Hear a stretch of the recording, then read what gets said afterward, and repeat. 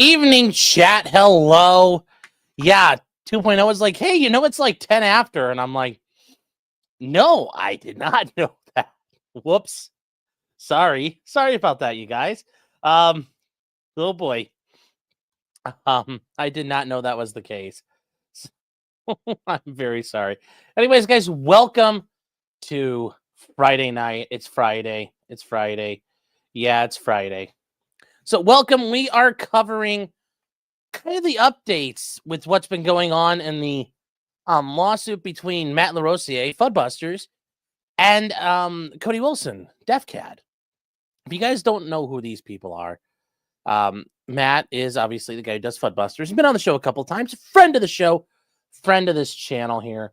And in fact, just remember, chat, he is also the proprietor at maf-arms.com, maf-arms.com, and MAF Corporation. Guys, use the promo code POCCRIM. You get 10% off your wind chimes and wind chimes accessories. I mean, we are right now, we are on the verge of spring. It was 75 here today in Ohio. Man, the kids were out playing. You know what that means? It's wind chime season. And you need everybody out there to get ready to hear your wind chimes. So get ready. Let the neighborhood know you're out there doing your thing. So, guys, go to maf-arms.com. Promo code POCCRIM gets you 10% off your order. Now, guys, Cody Wilson is, and I know people like Matt will bristle when I say this, but Cody Wilson is the kind of the OG of 3D printing guns in the sense of if he was the first person to make it super mainstream, and he 3D printed the Liberator. And this was going back years. I remember in law school when this stuff was coming out. And he was kind of like the hot shit on the 3D printing gun scene. As things progress, though, Cody, I know people are going to make excuses for him. Anyways, Cody got caught in a sting with the feds with underage chick, and Cody kind of went from there for him. Cody also had a big lawsuit with the State Department regarding the ability to send 3D printed files around. So like I said, at the time he had done some great things, but overall he's kind of fallen off and kind of turned into a dumpster fire overall. So that is where we are. Now, what happened in this case? Well, guys, you have seen it before, and I can't show too much because YouTube will get mad at me. But Matt created the Hitchhiker, and that is a 3D printed gun that's in 22 caliber. It's meant for you to print almost all of it. And then for about $50 in parts, you can then put it all together and you have a 22 rifle that's a takedown, a single shot for $50. Because that's one of the bigger problems when you do a 3D printed gun. Okay, yeah, you might print the frame for like a Glock, like, right behind me, like this Glock. You could print the frame for it. Cool. You could print that frame. But then you got to buy a slide, you got to buy a parts kit, you got to buy a barrel. So it's not exactly cheap. It's not like, oh, I go print and, plastic goes squirt and I have gun. No, we're not to the point where you're building guns for like 10 cents. The Hitchhiker is one of those cases, though. They tried to do that. Another thing they put together was the Amigo Grande, which is a 3D printed G3. You have to take a G3 parts kit, G3 barrel, put it all together inside the plastic housing, but you can have a 3D printed G3 receiver. They also did a couple of other guns. For example, one of the other ones was an MP5 printed receiver. And they had those. And through the catalog, they were posted up online. And you can download them. And they're available. You download it, and life is good. Cody Wilson was taking those and putting them on his website on DEFCAD and putting them behind a paywall. And he was charging people for them. And Matt, when he made it, he copyrighted these things. It said, these are copyrighted. I own them. I will not charge for this. If anybody's charging you for these, contact me and they'll pay a reward. They'll pay a bounty system because these are not meant to be charged for. They're meant to be, like Bane would say, it's free to everyone. He gave them out. He wanted to dispense the knowledge far and wide. Because that's what he wanted to do. And that's the neat part. When you own intellectual property, you get to choose what you want to do with it. For example, you could be like Nintendo, where you don't release anything. After a while, you may take a game, well, we're not going to release it anymore. Okay, well, you have that right. With the intellectual property, you can hold on to it. And when people make the ROM emulators and things like that for Nintendo, Nintendo does a cease and desist. Even though Nintendo's not in that market for sell those games, they have the right to say, I don't want to sell it. I'm done selling it. Just like if you wrote a book, you can say, I don't want the book to go out there anymore. Now, on the other hand, you could write a book, copyright it, and also say, you are free to dispense this far and wide. I want to share my knowledge with the world. You have that right as well. And if someone tries to sell it, take what you've written and try to sell it, and you have copyright, you can tell them, stop. Do not do that. Well, part of the issue is Cody Wilson is like I wouldn't even say he is kind of uber libertarian, because Cody Wilson did ask the question ultimately, what if the kid consents? Pretty much. So Cody Wilson doesn't believe in copyright. He doesn't believe in intellectual property law. So Cody Wilson's just doing whatever the fuck he wants. And it's not even really libertarianism. It's just more straight up kind of like anarchist. I know he likes to think of himself as a libertarian, but he's not really a libertarian. I mean, I don't consider him one. And I know he might think he is one, or he's, whatever it is he thinks he's doing out there. That's what Cody thinks he's doing. He thinks he's doing God's work. Torgo the White saying the emulators are still legal. Nintendo hasn't changed the case law there. Everyone's just folded. Well, that works just as well. That works just as well. That works just for well. You're allowed to do it that way. I have Jew eyes. You're disappointed. Oh. Bill Capri says, them balaclava wearing Euros are good at printing shooters. Yes. That referring to Jay Stark and the FGC-9, which it's funny. It's a gun. 3D printed guns and that are showing up all over Europe. And it's really cool. It's really cool. You wouldn't think about that, but they're showing up all over the world. And in fact, they're being used in the rebellion down in Myanmar or Burma, whatever you'd like to call it, by the rebel forces. Not so much anymore, because they're kind of like, they're capturing enough guns from the government, but they were doing that for a while. They were using to supplement their weapon stores. So it was kind of interesting. It was kind of interesting how they did all that. And why is this not working? There we go. Oh, that's gonna be live chat. So they got some supplies in from Afghanistan thanks to Biden. Yeah, well, they're getting it everywhere. They're getting it everywhere. And guys, also before we get too far, we are covering this on Rumble tonight, as well as Twitter and YouTube. Oh, hold on one second.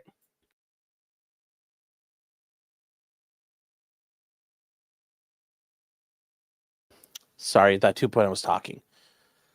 So in response to all of this, Matt filed a lawsuit alleging violations of the Copyright Acts. And he's arguing that because of that, Cody's infringed on his copyrights and he's entitled to recompense and it's massive statutory damages. In response to all of this, Cody, through his attorneys, David Gingras, and yes, if you guys follow the Tonsil Twins with Legal Vices and other channels that have covered it, and then other things out there, yes, David Gingras is from that case. David Gingras is a lunatic. So Cody has, among other things, alleged a massive RICO conspiracy between Fuddbusters, Ivan, yes, Ivan the Spinning Rat, many other parties associated with Fuddbusters, of engaging in a RICO conspiracy to violate the Arms Export Control Act, the ITAR. They're violating all kinds of laws and attacking Cody. Yes, they've literally done the thing I tell you not to do, because remember, guys, it's never RICO. RICO is never the answer. But in this case, they think RICO is the answer here. So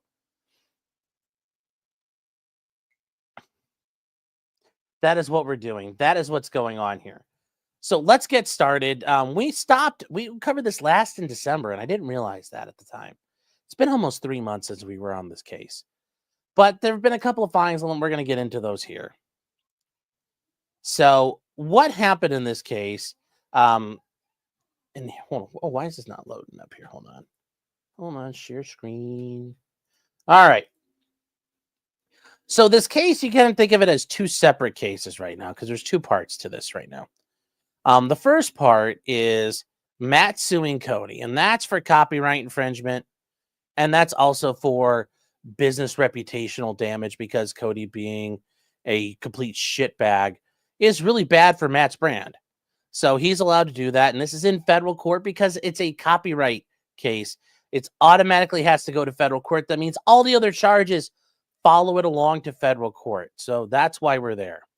And this first case is the one where it's Matt versus Cody. And then it's Cody's alter egos, DEFCAD, Defense Distributed, Dioscuri, and those are the defendants. And that's Matt suing Cody. Cody does the reverso. And now we have the other case, which is basically Defense Distributed as a counter plaintiff.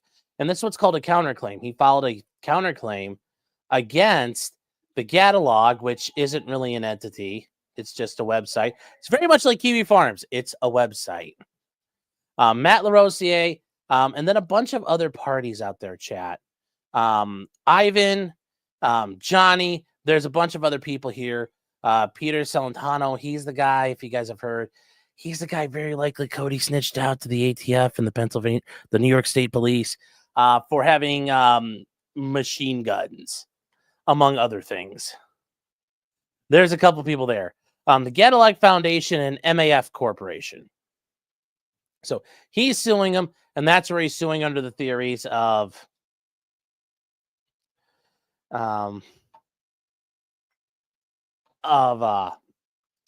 RICO, and we're going to get to that. But anyways, this is at the time we covered the issues there that Matt had filed, that there's a bunch of issues regarding personal jurisdiction.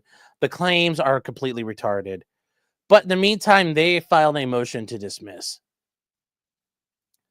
And they talk about some of their arguments, and we're going to get to that here. It's not a super long one, but it is interesting. So they talk about Matt's first amended complaint asserted 6 counts. Yeah. And if you see, it's document number 43. This is document 48. So we're not too far along here. But counts 1 through 4 are the Copyright Act claims against all the defendants. Counts 5 and 6 assert secondary non-copyright claims against all defendants as well. So they move at this point. They want a Rule 12b-6 motion to dismiss. Remember, chat, that is for a failure to state a claim upon which relief can be granted, saying, look, even if everything Matt said is true, the law affords him no relief. There's nothing we can do. There's nothing the court can do to help him. So that is what's going on there. Remember, there's 12b1 through 12b7. 12b6 is the kind of the old reliable for almost everyone. And they say this challenge does not target the Copyright Act claims of counts 1 through 4, which are invalid for a litany of reasons that separate motions will address. Now, here's the problem. You generally don't get to do another dismissal like that. That's a big issue. If you're going to do a motion to dismiss, do your fucking motion to dismiss. If there's legal issues, get them all out there. You don't get to like stagger step your motions like that. It's generally a better idea. Get your motion to dismiss out there. If you need more time, ask the court for more time. To do it like this, I would not recommend. But they do say, though, but as to counts 5 and 6, the amended complaint's deficiencies entitle all defendants to dismissal. And remember, these are all Cody Wilson's alter egos and organizations he owns in its entirety.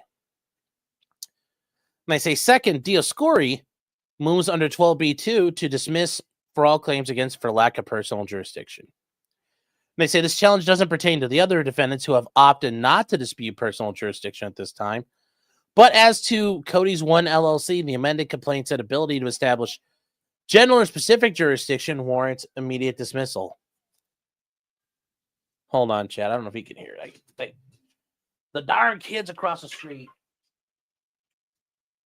Goddamn kids. It says facts. Allegedly, Matt LaRosier is a firearms industry attorney and author. He allegedly is an author, and he's allegedly in the he's allegedly an attorney, and he's allegedly in the firearms industry. Oh, you guys can't hear him? Okay, good. Because I kind of enjoy the fact it's really nice outside right now. And do we have a guest? Oh, we do have a guest. It's not Matt, chat, but it's better than Matt. Don't tell Matt I said that. Actually, you know, I don't care if Matt knows. I love you more. I love you more than Matt. Hi, Bubba. Hi. Hi, buddy. Okay. Anyways, so what's the issue here? Allegedly, Matt is a firearms and industry author who engages in the design and development of firearms technologies and produces pictorial, written, and visual artworks related to his advocacy. Yep. He claims that certain works of his have Copyright Act protection and were illegally reproduced and distributed by the defendants, who allegedly are engaged in a similar line of business. Pretty much they are. The Copyright Acts loom large and have many serious matter of law deficiencies, but are not yet at issue.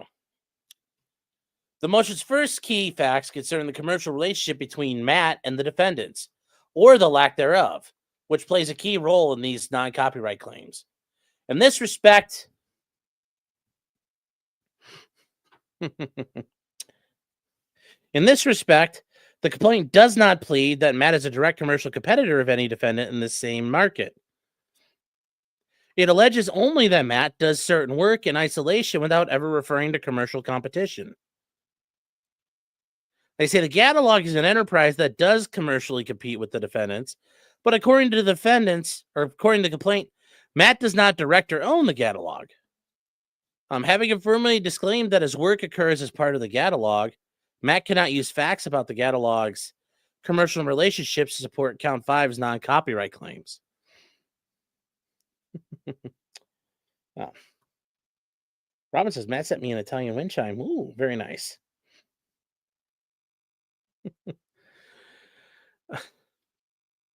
Other key facts concern a similar issue about Florida's right of publicity law, the root of Count 6. Because these types of publicity laws would otherwise broadly and lawfully interfere with the First Amendment, courts generally construe 540.08 to apply only where the defendant uses the plaintiff's name or image in a commercial advertisement, such as by placing the name Tiger Woods on a golf ball, thereby implying Mr. Woods endorses that specific brand of ball. You know, here's the neat thing. This would be a great time to put down a fucking, case. Put a case down where you're saying this is the issue. You haven't even done that. So it's like, where's the case that says that? Where is the case that says that? I got to set you down, buddy, okay? Because I got to start scrolling and moving documents around, okay? Mwah. Go ahead and play. I want that guy in Ninja Turtles. Go play. Yet nothing of the complaint alleges that the defendants have used his name or likeness in a commercial advertisement, much less in one that promotes any product or service sold by the defendants. I don't know. I mean, you're using the shit he created, so I think there's an implication that he's consenting to what's going on there. I think that's a very easy argument to make if I'm Matt. You know, everybody knows I made this, and if you're selling it, that's imputing onto me.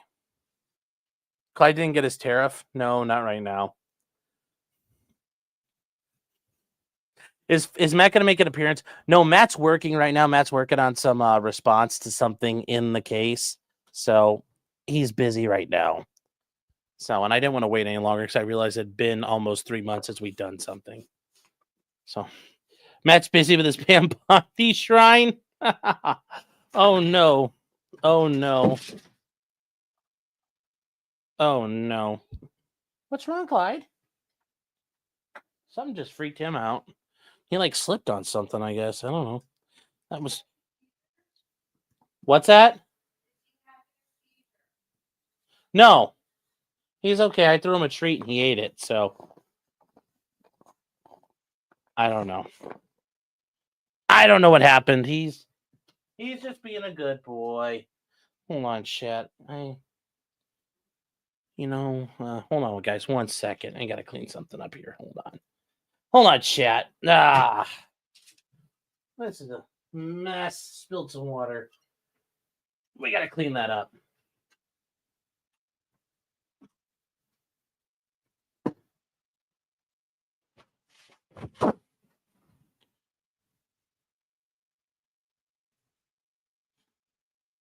Okay.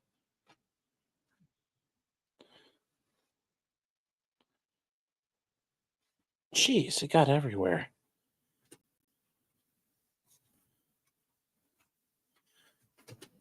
That's going to be a great clip. I'm glad you can't see me. All right, we're back.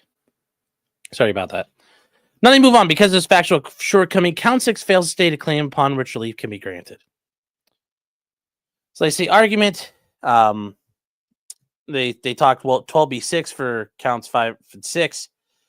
And they say that neither claim states a claim upon which relief can be granted as to any defendant. They say count 5, the Lanham Act claims are all invalid. Count 5 is the attempt to plead a Lanham Act claim for the false designation of origin in unfair competition under 15 U.S.C. 1125. It fails to state a claim upon which relief can be granted because it does not allege either of Section 1114's connectivity requirements, and because it also does not allege any requisite kind of confusion. They talk about the connectivity requirements. And they say the requirements stem from 15 U.S.C. 1114. That provision lets such claims proceed only if a plaintiff pleads, among other things, a mark's use in commerce in connection with the sale, offering, for sale, distribution, or advertising of any goods or services. They say no action exists unless the mark is used in commerce. And even if that is satisfied, still no action exists unless that mark is also used in connection with the sale, offering, sale, distribution, or advertising of any goods or services. And they're saying count 5 fails both to plead the marks in question were used in commerce, and also fails to plead that the marks in question were used in connection with the sale of anything. And they point out their argument is the competitor-critic distinction is key. The precedent applying 1114's connectivity requirements rightly establishes there is no valid Lanham Act cause of action for merely fact-checking statements made online and or for punishing any and all forms of critical commentary. The connectivity requirement means that whereas claims to run a true commercial competitor, they do not run to anyone who's a mere commercial critic. In what way is Cody critical or offering critique of what Matt does? He's literally selling the items. So they point out a case out of the Ninth Circuit. Remember, they're not in the Ninth Circuit. They're in the 11th Circuit. This case is on point. So it could be used, but it's persuasive authority, not binding precedent. They say it rightly explains the Lanham Act does not create a federal cause of action for defamation, nor does it prohibit all unauthorized uses of a mark. Instead, the law prevents only unauthorized uses of a mark in connection with a commercial transaction or in which a trademark is being used to confuse potential customers. They say the Lanham Act is designed to protect customers who have formed associations with a mark from buying a competing product using the same or substantially similar mark, and to allow the mark holder to distinguish his product from that of his rivals.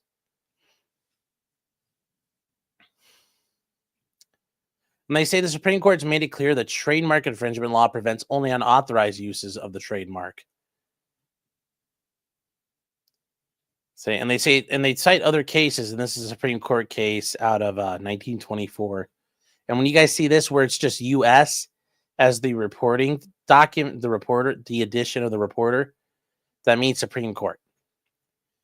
And they say a trademark only gives the right to prohibit the use of it so far as to protect the owner's goodwill against the sale of another's product as his.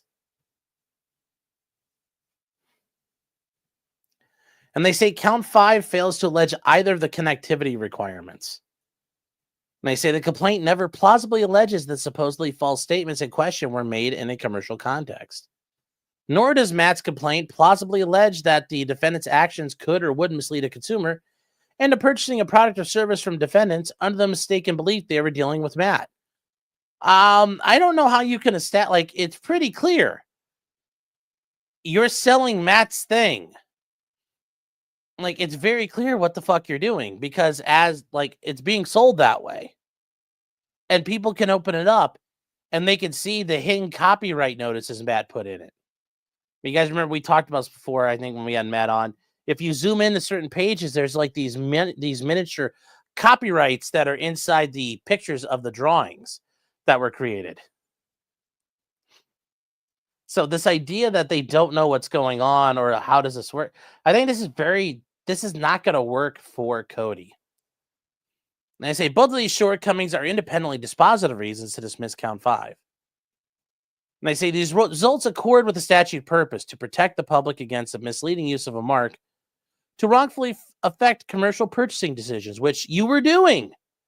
You wanted people to come and buy your copy of The Hitchhiker, and you didn't want them to get a free version. You're literally you're causing commercial problems here. You're affecting purchasing decisions. You're affecting purchasing decisions. And they say that the act did not apply to online criticism. We're not dealing with criticism. How are you criticizing Matt by selling his design? I don't understand how that's criticism. I don't understand how that's criticism, but maybe we'll get enlightened a little more.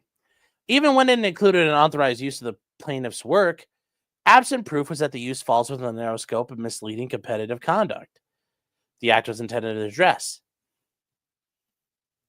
Now, they talk about the issue is about competing services. And I say that in this case, the case they keep citing, Kramer is not Bosley's competitor. He is their critic. And they say his use of the mark is not in connection with the sale of goods or services. It's in connection with the expression of his opinion about Matt's goods and services. Here's the thing, though. Cody isn't doing anything. He's not critiquing. He's turning around and selling it. I just don't know how this, I don't know how they think this works.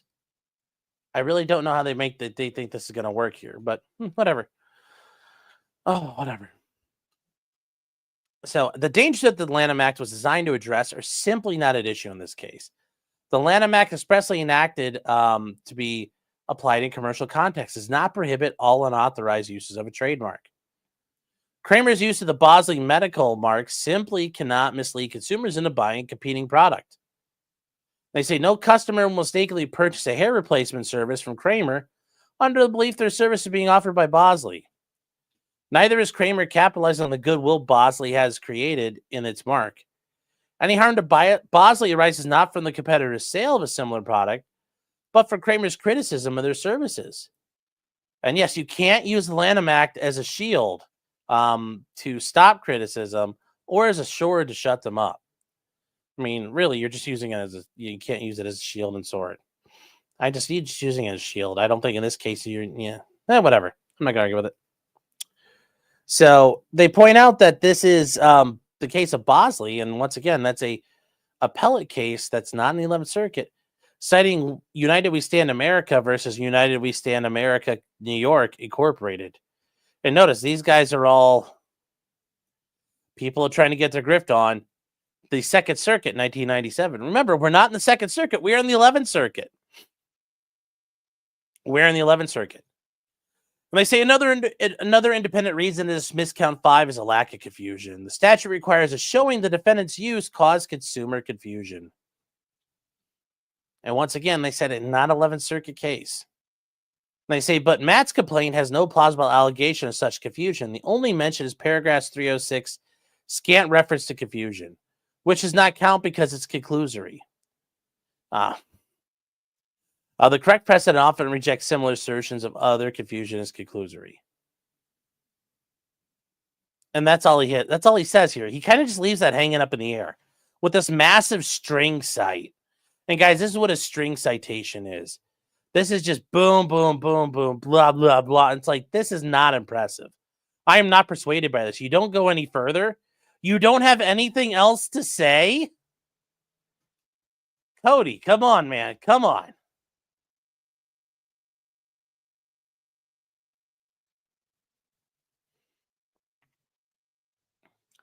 Michigan Farm Boy says, do you think this is making an incorrect argument because Cody's explanation of Gingras was incoherent or just factually wrong? I think that's very possible. I'm sure that Cody may have explained things in a way that was retarded. And, Gingras isn't the smartest guy in the world himself. So I could see, the two retarded ships in the night, just, kind of like the Blue Angels. They do their knife edge pass. In reality, they're far enough apart. But to you, they look like they're about to hit. But instead, they're going like this. But yes, two retarded ships passing in the night. I think so very much. And thank you for the super chat, by the way. Thank you very much for the super chat.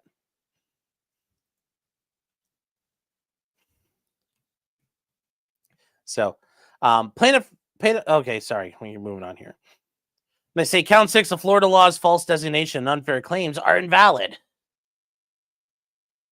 They say count 6 attempt to plead a Florida law claim for false designation and unfair competition.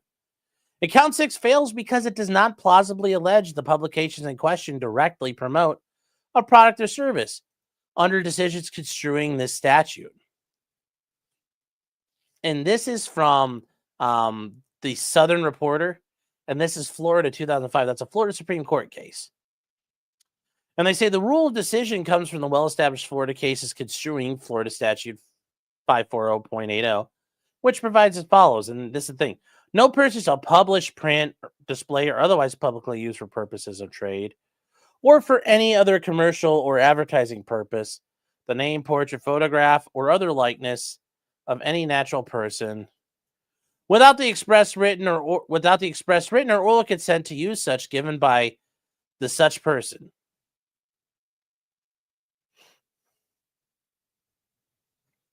Hold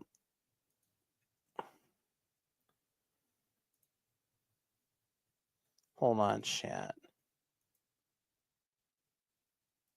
Why is this not working?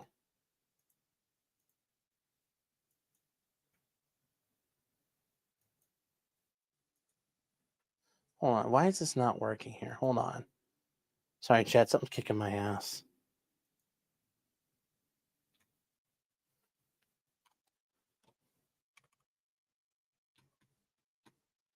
What the fuck?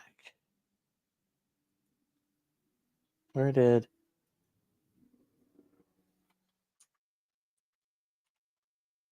I just lost the YouTube window. Oh, well. We'll keep going. We'll keep going here. That was a little interesting. They say the controlling Florida cases refuse to read that text literally and rightly understand it to require defendants' unauthorized use to directly promote a product or service. And they are citing finally an 11th Circuit case. And they say under this test, count 6 states fail a claim upon relief can be granted because it does not allege that any challenge use has promoted any product or service. I mean, it promoted the use of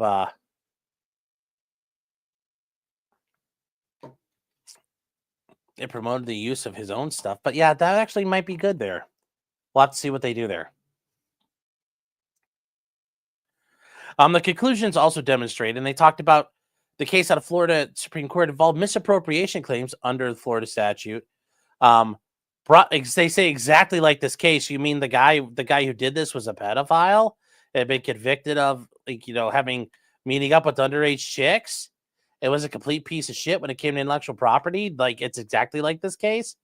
Interesting. It was brought by the family members of fishermen who died in a severe storm at sea. And as depicted in the popular film starring George Clooney called The Perfect Storm. Yes, the crew of the Andrea Gale, chat. In some, the family members accused the film's producers of using the names of their dead loved ones without their permission in a for-profit picture. They allege this use violated 540.08 because the names of the deceased were not used without consent, effectively the same as Matt's allegations here.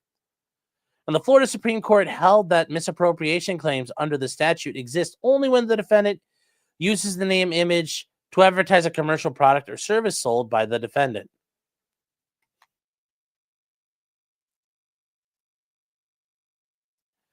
So they talk about this is designed to prevent the unauthorized use of a name directly tied to promote the product or service of the publisher. They say, thus, a publication is not harmful simply because it is included in a publication that is sold for a profit, but rather because of the way it associates an individual's name or his personality with something else. Such is not the case here. So yes, everybody on the Andrea Gale in The Perfect Storm, yeah, well, they died. There is no, like any of the guys who died, there's no, people aren't trying to market saying, this is the type of thing you could use, or as seen, this is what he was drinking. And they say, thus, TINE stands for the principle that a commercial misappropriation claim does not simply arise because the defendant uses the plaintiff's name image for pecuniary gain or some other commercial reason. And they say the conclusion's further demonstrated by another case here out of the Middle District of Florida, which is where we are. and they go through and they say Anderson involved a website article that used plaintiff's mugshot in connection with a story about her arrest.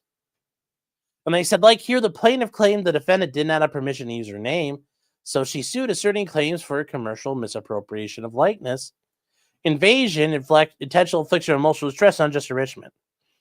And they said, citing time, the district court found the plaintiff's claims failed because, among other things, it is simply not unlawful to use a person's mugshot for the purpose of broadcasting newsworthy information about such person. They say, such as the fact of her arrest. So they go on to point out here this other case that they have out of a Florida appellate court. Now, this is not controlling because it's not. This is an appellate court in Florida, intermediate court. And they say, within the scope of legitimate concern are matters customarily regarded as news, which includes publications concerning crimes, arrests, police raids, suicides, marriages, divorces. Okay, how is Cody's stuff considered news? That becomes an issue here. Why are you citing this? Because is Cody a news? Is Cody allowed to do this? Like, it doesn't work. I don't understand. How is what Cody's doing news? Because it's not. And they say here, nothing in the complaint alleges that Matt's name or likeness was used directly to promote a product or service sold by defendants. The absence of that allegation is fatal to the claim for exactly the same reason. And they say other authority supports this conclusion. I mean, you're going back in time here, but yeah, how's this going to work? Now, they talk about dismissing for defendant Dioscuri for lack of personal jurisdiction. And guys, remember, when you talk about jurisdiction for the person, you have to have like minimal contacts. And that allows the long arm statute to reach you. So you have to have minimal contacts. Have you lived there? Do you work there? Have you availed yourself to the protections of laws of that jurisdiction? You know, those are the typical things you can do. You know, have you spent a bunch of time here? You know, that creates the issue of personal jurisdiction. So they're saying it doesn't exist. They say general personal jurisdiction exists only if a defendant's home forum contacts are so continuous and systemic that it can be said to be at home there. This is another Supreme Court case. They said under that test, the state of Florida, and by extension, this court lacks general jurisdiction over Dioscuri because Dioscuri is at home only in Tejas. Hold on one second, chat.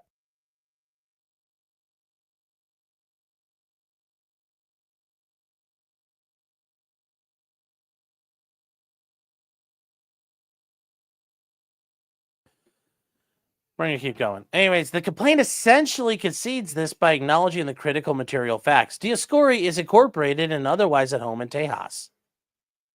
The complaints lay their assertion of Florida having general jurisdiction is a bare legal conclusion and erroneous at that.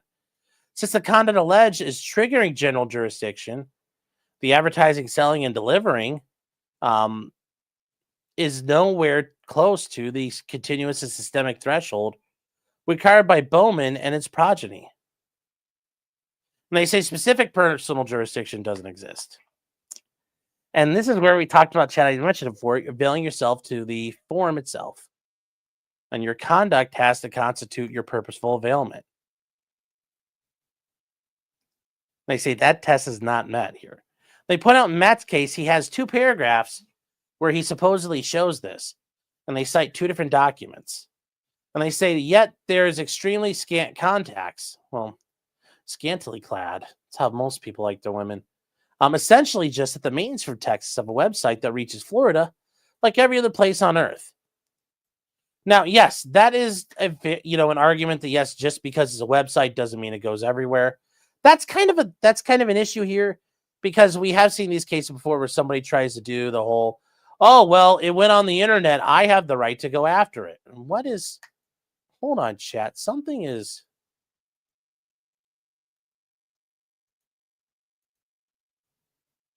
Why is there something wrong here?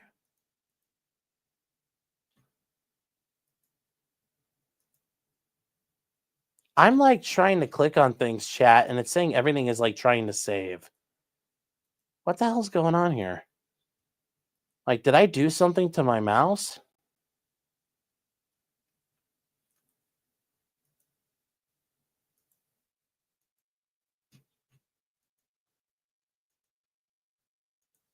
Huh. Yeah, everything is like popping up as the save, and I don't know. Like, I just click on something and it's saving it or downloading it. I don't know what the hell I just did. It's fucking weird. Maybe one of the sides is sticking. No, like everything's.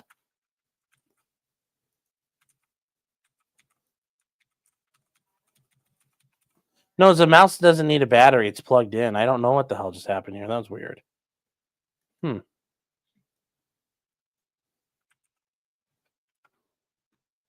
Yeah, this is not.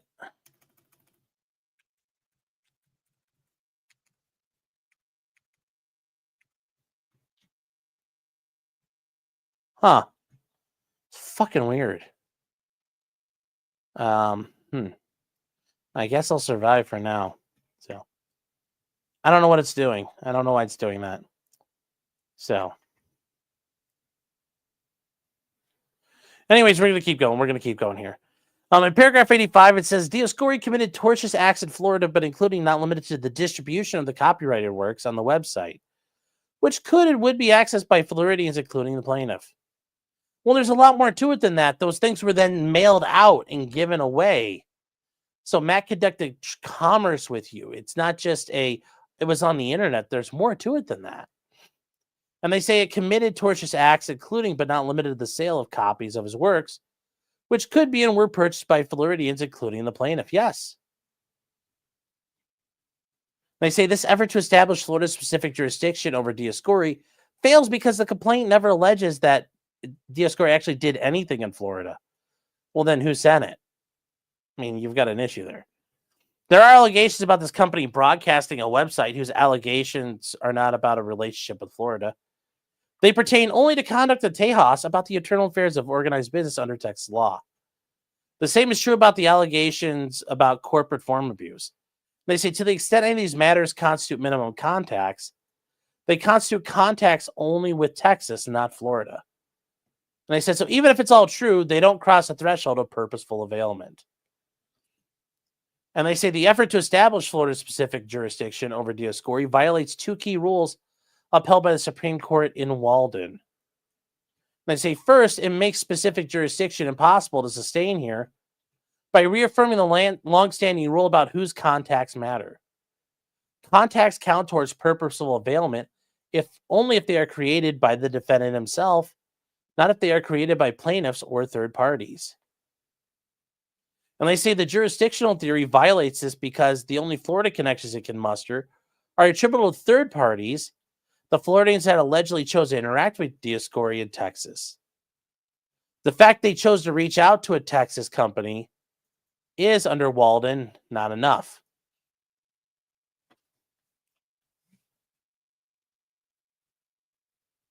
What are you guys? Hold on, what's going on here? Yeah, I don't know what's going on here. Turning off, turning back on. Hard, char, chat. I appreciate the funnies.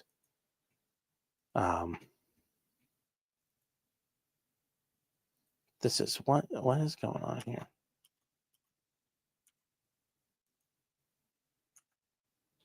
Yeah, this is weird. Whatever. All right, we're going to keep going.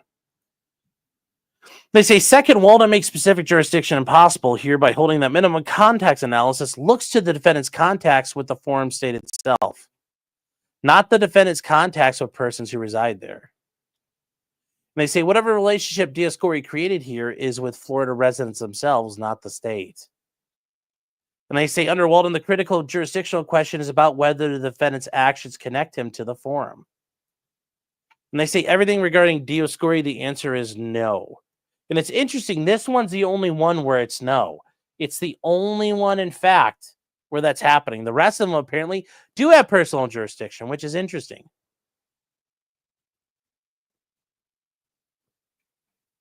And they're saying in conclusion, this case is only because the business maintenance of a website passively offering products to the entire world happens also broadcast into Florida. And they say that doesn't count. And there's a case law for this that posting a website does not constitute the solicitation of business in Florida or the transaction of business in Florida for the purposes of a jurisdictional due process analysis. And they say, likewise, electronic communications from out-of-state offices into Florida does not establish conducting business in Florida. And they say everything in the complaint really focuses on what happened away from Florida, lacking any of the purposeful direction of to this form that precedent requires. And they say for these reasons, the pleadings fail to establish that Dioscori's relationship with Florida crosses the threshold necessary to exercise specific jurisdiction. With general jurisdiction clearly lacking as well, the case of Dioscori should be dismissed. But not the rest of it. Not the rest of it. Now, they oppose Matt seeking leave to amend. They're saying Matt should not receive leave to amend because a full and fair opportunity was already offered to fix the identified shortcomings has already been supplied. He saw all these same arguments once already when the original complaint was met with a motion to dismiss asserting these same points. And they're saying, well, we already did this. And they say, yet the amended complaint maintains essentially the same position vis-a-vis this motion's challenges.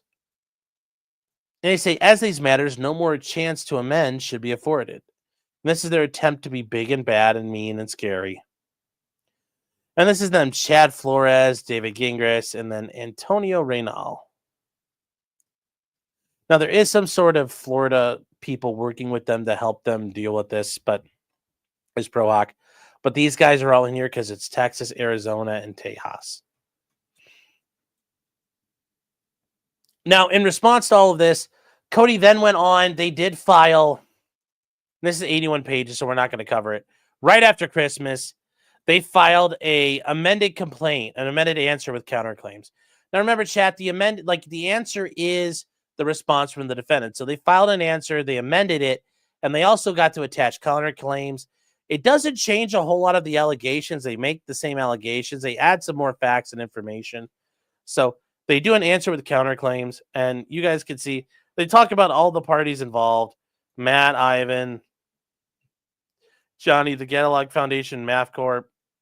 They go through all of it. We're not going to go through these because it doesn't, there's not enough here to really be involved with that. So I'm just going to point out that that's there because I don't really need to cover 81 pages. But it's also something we already kind of went through with Matt. There's not a whole lot of change to this. So I don't want to recover and kind of rehash what's already happened. I just don't think it's a good idea. There's no massive changes or bombshells in it. So from there, we move on to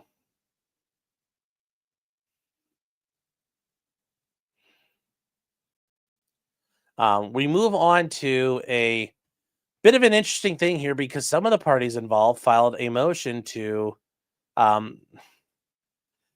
it's interesting here because Ivan why is this not working right? Hold on, chat.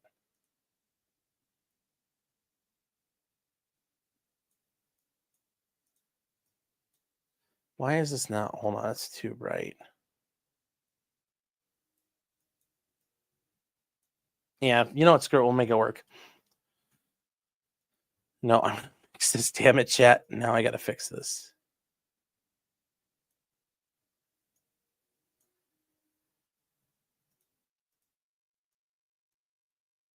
There we go. Okay. So this is Ivan and a couple of other people, including Johnny. You guys probably know him. They are seeking the motion to dismiss. Yeah, I guess there's some tornadoes down in the hot Atlanta area.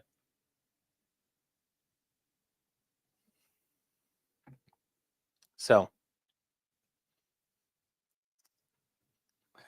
anyways, this is a motion for the counterclaims to strike and in the alternative for a more definitive statement. So they're seeking to strike parts of the counterclaims filed by Matt. They're also seeking under rules 12B2, 12B6, E, and F to move to dismiss the counterclaims for want of jurisdiction for failure to state a claim, upon which relief could be granted, to strike a faulty affirmative defenses, and also to strike irrelevant, impertinent, and scandalous material in the alternative for a more definitive statement. So they're responding to everything that came and knocked on their door. Oh, you guys were watching Ryan Hall? Okay, well, yeah, if he's working tonight, that means it's big. And they point out that this is a straightforward case of copyright infringement. Obviously, they're going to say that. They do point out that Cody filed a 109-page counterclaim and answer the first time around. And yes, this is what's considered a shotgun pleading under the 11th Circuit. And a shotgun pleading, chat, is just when you go blah, blah everywhere. Just like it sounds, like a shotgun. And that's something the 11th Circuit actually frowns upon, so all the courts have to obey it. And they say the counterclaim joins in 8 additional counter-defendants and lists 8 counterclaims, none of which are separated into individual counts. Each of the counterclaims impermissibly lump all counter-defendants together, and each one incorporates by reference the entire 429-paragraph complaint. Yes, their complaint is 429.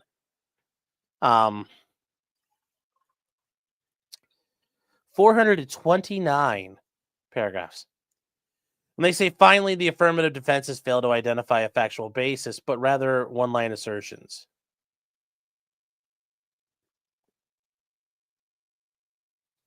And they're talking about personal jurisdiction. Remember, chat, it's the same thing Cody just alleged.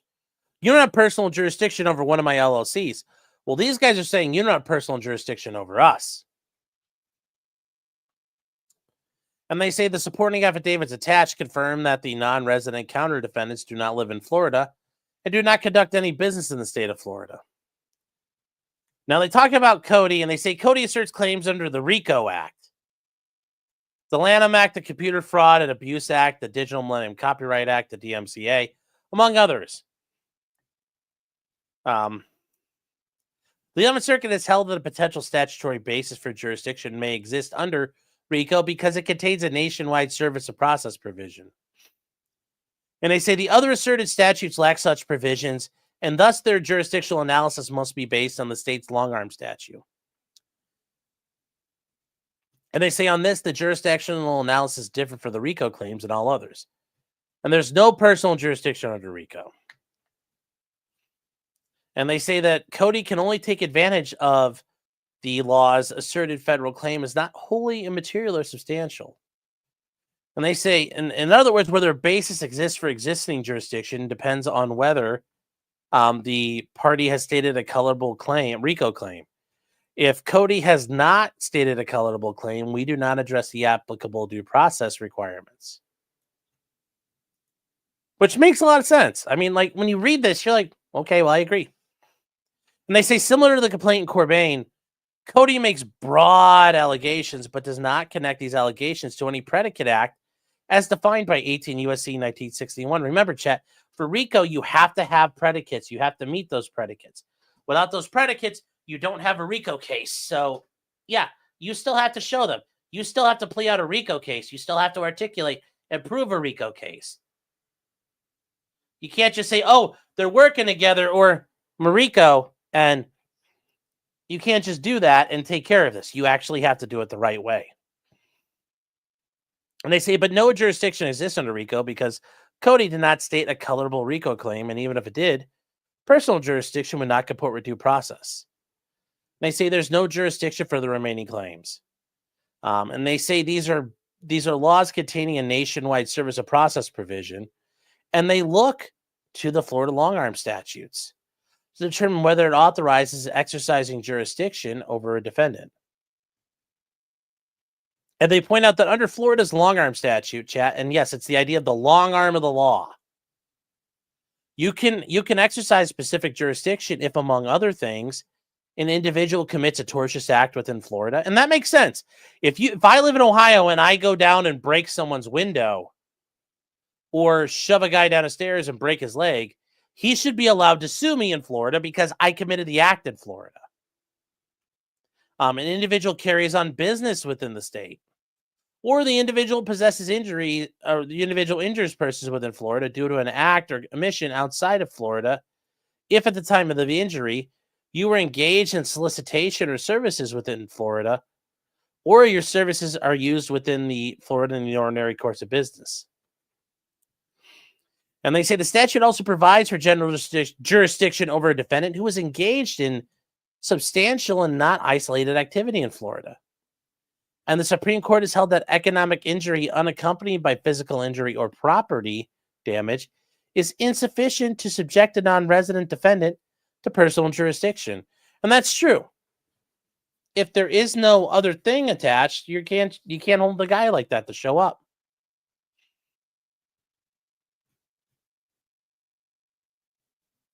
You guys miss Clyde, your regular host. Jeez, you guys are just like going all crazy for Clyde.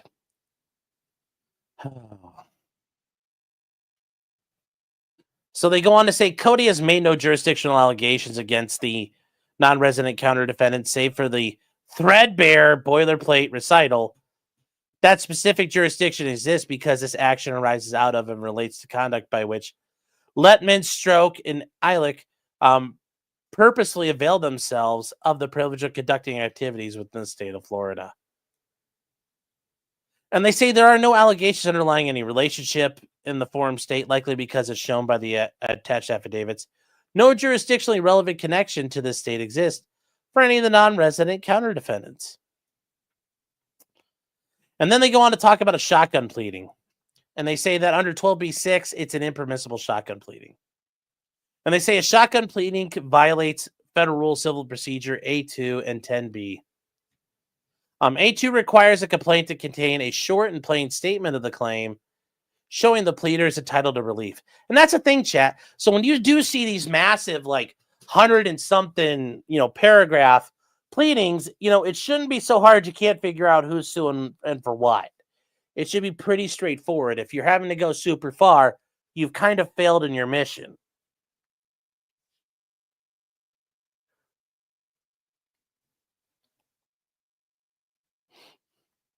And they say Rule 10b mandates a party state its damages or defenses in numbered paragraphs, each limited as far as practicable to a single set of circumstances. And you have to. And they say, additionally, we're doing so would promote clarity, such as with claims relating to multiple defendants. 10b further mandates each claim founded on a separate transaction or occurrence be stated in a separate count. And that makes sense. We should do it. That doesn't make there's no problem with that. 10x says, Clyde is better than me. Well, I can understand that. I can respect that. I can totally respect that. So, and they say these rules ensure a pleader presents his claims discreetly and succinctly so his adversary can discern what he is claiming and frame a responsive pleading. Yes, chat. And remember, it's a notice pleading. You have to be put on notice about what it is that you've done, and you should have the right to challenge it. Well, if they don't do it the right way, you're like, well, how do I know when how do I know when I'm answering? How do I know when I'm challenging? This guy said I did X, Y, and Z, but I don't understand what he did. So that's why things have to be done numbered and orderly and done in such a way you know what's going on.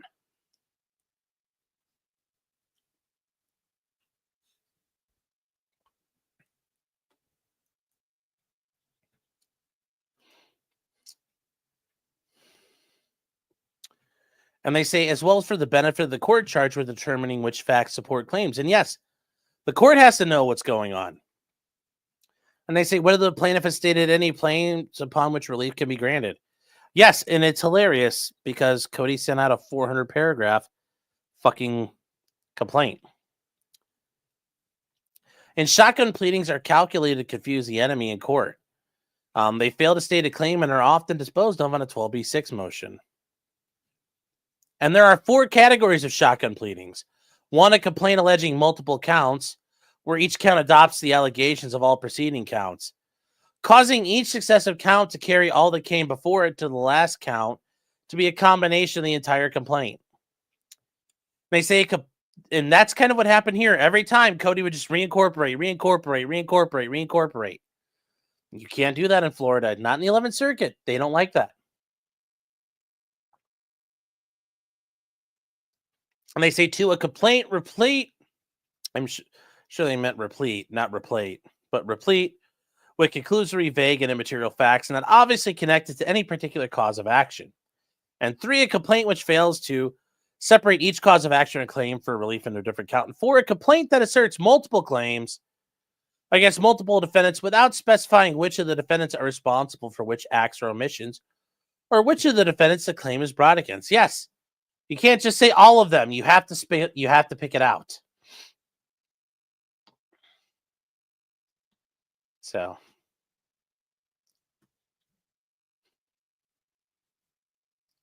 What are you guys talking about algebra? Jeez.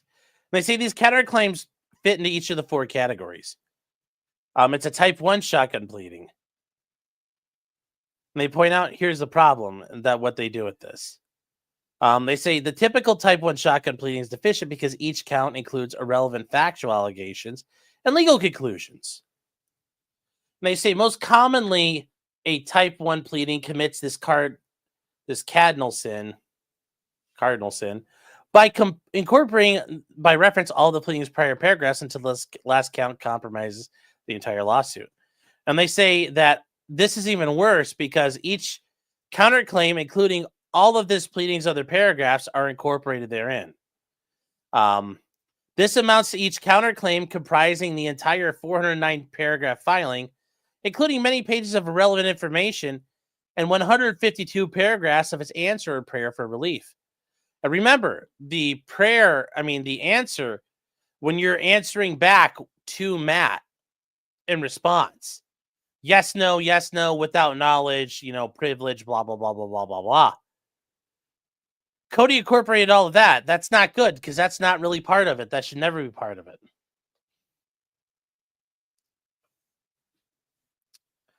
So they talk about the counterclaims are also a type 2 and type 3 shotgun pleading.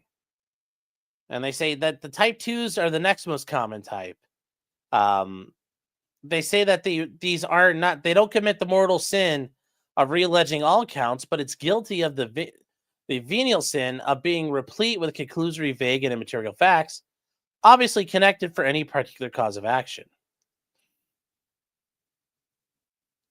And they talk about describing the complaint issue as a rambling shotgun, pleading that is so disorganized and ambiguous that it's almost impossible to discern precisely what is it that these appellants are claiming.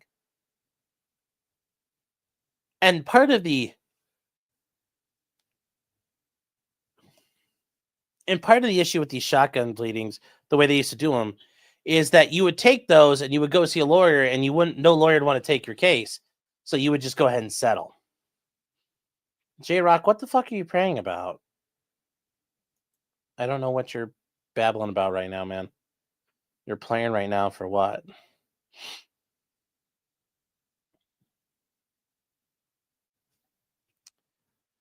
Now, they keep going on here, and they point out that the complaint was a perfect example of a shotgun pleading and that it was virtually impossible to know which allegations were intended to support which claims for relief. Yeah. Yes. American Legend says, bring Matt on. Matt is working on his thing. Matt is working on his, he's working on some stuff in the case right now. So, no, Matt is busy. So I'm not going to disturb him while he's trying to get real work done. Defense distributed counterclaim is a type 2 shotgun pleading and that its vague allegations are impossible to connect. They also point out it's also because it's a type 3 in that it fails to separate the claims for relief into separate counts and makes no distinction as to which alleged counter-defendant is alleged to have committed what specific acts. And that is a true statement. Like, if you're going to blame Ivan and then all the other people that Matt is hanging out with, you have to pick all of them and point out, like, this person did this person did that, this person did that, and this person did that. Because right now there's just, it's just, oh, they committed RICO, or, it doesn't specifically say who's doing what.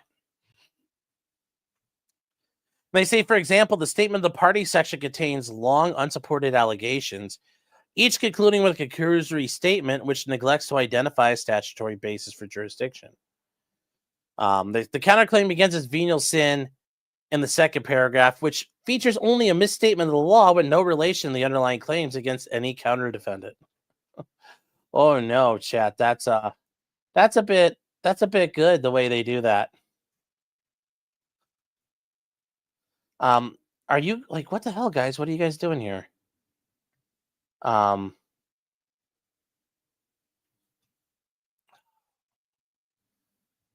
They say paragraphs 3 through 9 are misstatements. They go through all of this. And they say spanning more pages, there's multiple paragraphs that are compound statements interspersed with irrelevant material. You're saying, is this literally a retard fight with shit flinging? Pretty much.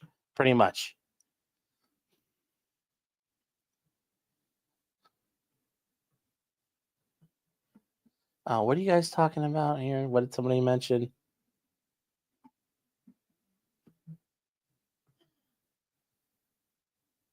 Hmm. They also talk about these are a Type 4 shotgun pleading. So we'll see if the court actually does any of this. Because once again, this says like there's multiple claims against multiple defendants, but it doesn't say who did what or which claim is being applied to which defendant. So they point out that each counterclaim is entirely devoid of any articulated basis, but rests on the pleading. And it says, which includes statements by non-parties and a lengthy, uncited discussion of what counterplaintiff believes the law to be. Which is very true. Cody seems to think he knows the law here. He seems to think he knows the law. And they say none of the counterclaims articulate a claim, upon which relief could be granted. So they go through all of this. And they talk about the RICO predicates, and it's like wire fraud. Well, you have to show wire fraud. And they say that once again, when you're alleging fraud, you have to plead it with particularity. Well, you have to show exactly what's going on. They never specify what they used, what communication medium, and what actually they did that was fraud, much less how any communication was on the part of the alleged enterprise.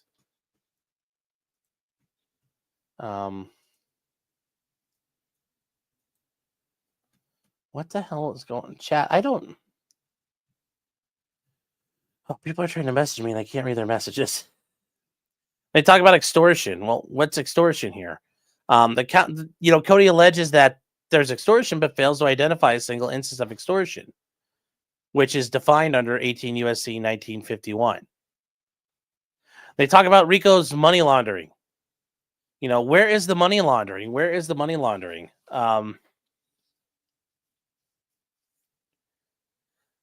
There's no evidence of money laundering.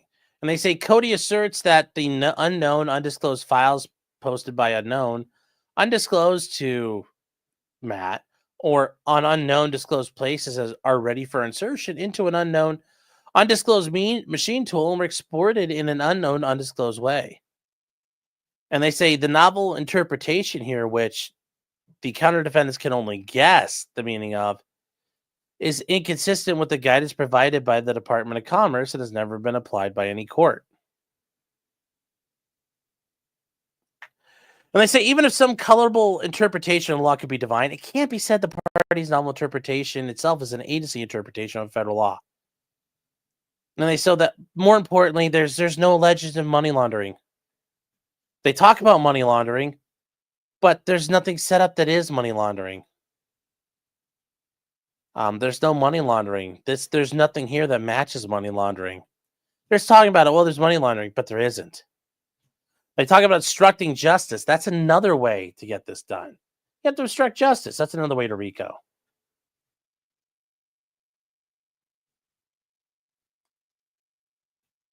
So, and they say, well, counterplaintiff, and once again, that's Cody, alleges that it believes the money was for.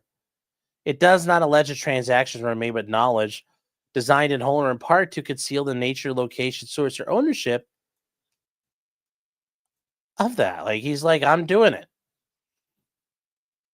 And they say obstructing justice. That's another one you can get. Now, you can't influence, intimidate, or impede any juror or officer of the court or any officer who may be serving at any examination or other proceeding before a judge or magistrate judge.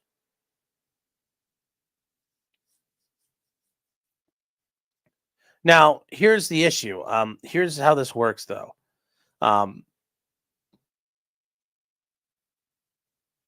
They point out that the obstruction argument appears to be its allegation documents were destroyed after it issued a litigation hold. And it says, however, only 3 of the defendants, and that means Matt and the gang, are alleged to have destroyed any communications. As of the parties moving the court, the claim is silent as to what was destroyed and whether and how it was uncovered by the hold. The only allegation that Ivan is specifically alleged to have occurred before the litigation hold was issued on the 28th, or was issued previously. So when the letter came out and they said, please hold on to this. J-Rock, are you okay, man? What's going on? Are you just being a turd burglar or what's going on?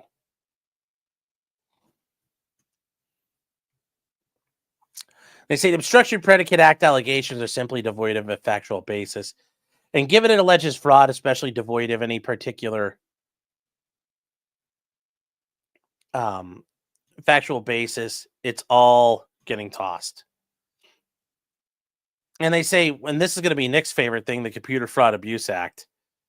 And they say they don't identify a violation by any party. Instead, its theory is unauthorized access to its website is predicated on its own terms of service, which Cody changed after the underlying lawsuit was filed to baldly assert that accessing the website itself was a CFAA violation, which, yeah.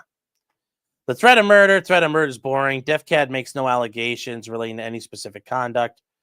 Rather, the only alleged threat is that an unknown person communicated that he's put an unknown bounty on Cody Wilson. That's not an indictable threat of murder, much less a RICO Act. And then they talk about the Lanham Act.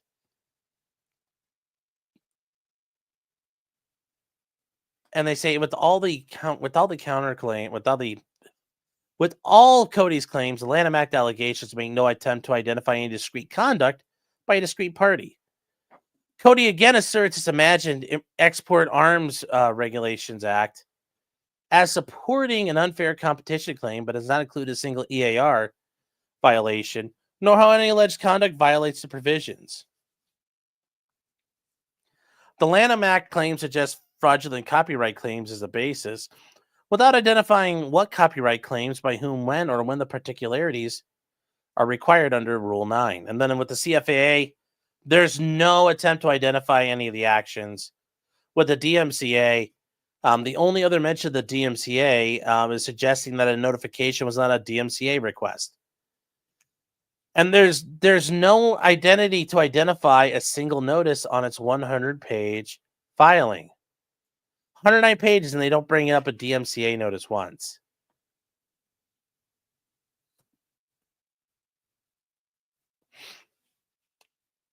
And they point out there's just not a lot here. They talk about tortious interference. And that's what interfering with a contract or business relationship. And here, you have to establish because it's a business relationship. There's got to be an intentional, unjustified interference and damage to the plaintiff as a result. And they say that there's no cause of action with a business relationship to the community at large. Yeah, but this isn't that. And they say, indeed, the Florida Supreme Court has stated that in order to establish a tort of tortious interference with a business relationship, the plaintiff must prove a business relationship with identifiable customers. I don't.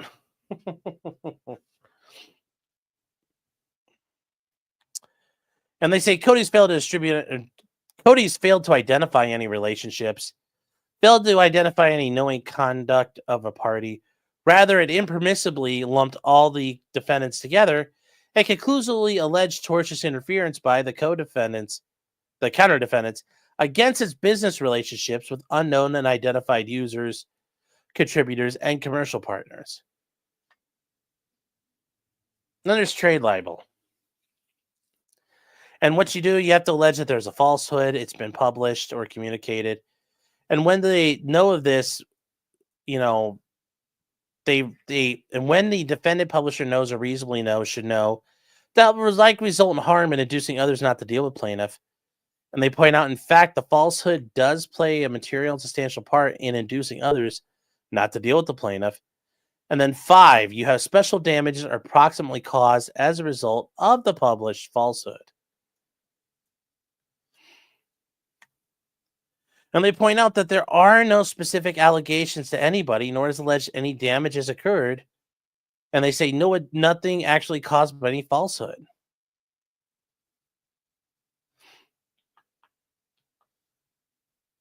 They finally move, and then they talk about the Florida Deceptive and Unfair Trade Practice Act.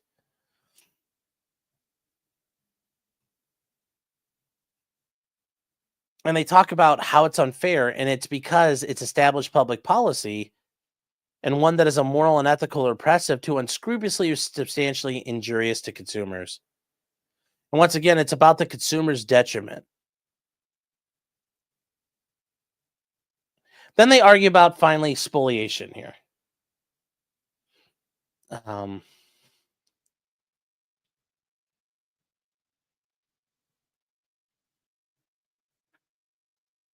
Oh wow, it sounds like it's bad in Texas. That sucks. Hold on here. How bad is it? Is like, let's see. Ryan Hall's on. Let's see here. How bad are we looking?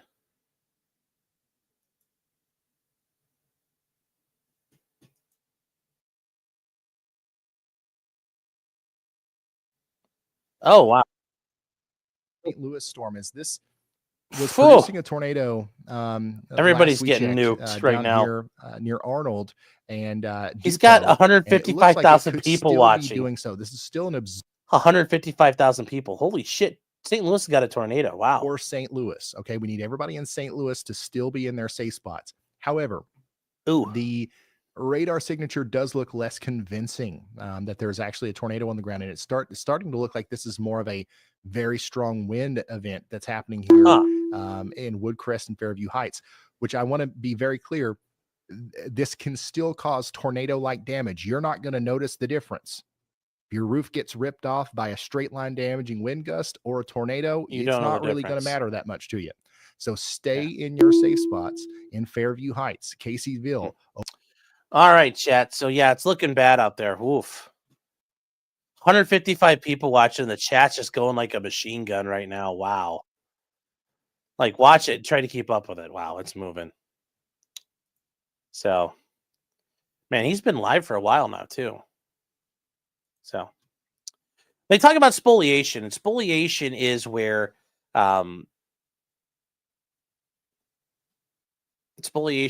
you let things get ruined through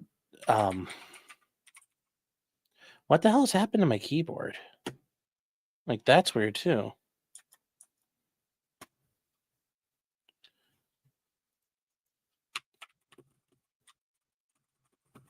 Oh wow, yeah, so my keyboard's not even responding. Oh, we're just gonna keep going here, chat.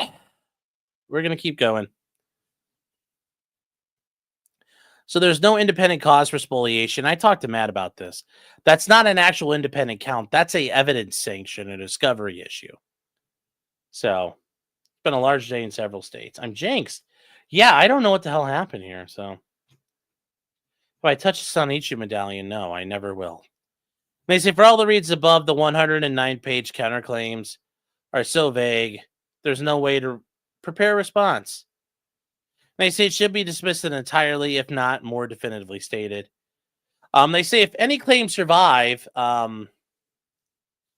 redundant immaterial and scandalous material is due to be struck. And they say Rule 12F, and that's move to strike. They want to move to strike all redundant material, anything that's redundant, immaterial, impertinent, or scandalous matters in the counterclaim. And that's just, they don't have to say specifically. They could just go in here and list them and say they're all bad. And they want this to be dismissed in its entirety. Signed, Matthew LaRosier, the attorney for the counter defendants. Yes, Matt's representing other people on this other part of the action. Interestingly enough. So that is where that moves on for them. From here, Matt did move on, and this is something, if Matt gets this, and this has not been, the court has not decided on it, but Matt is seeking a preliminary injunction because Cody is still selling all this shit and doing all the infringements at this point.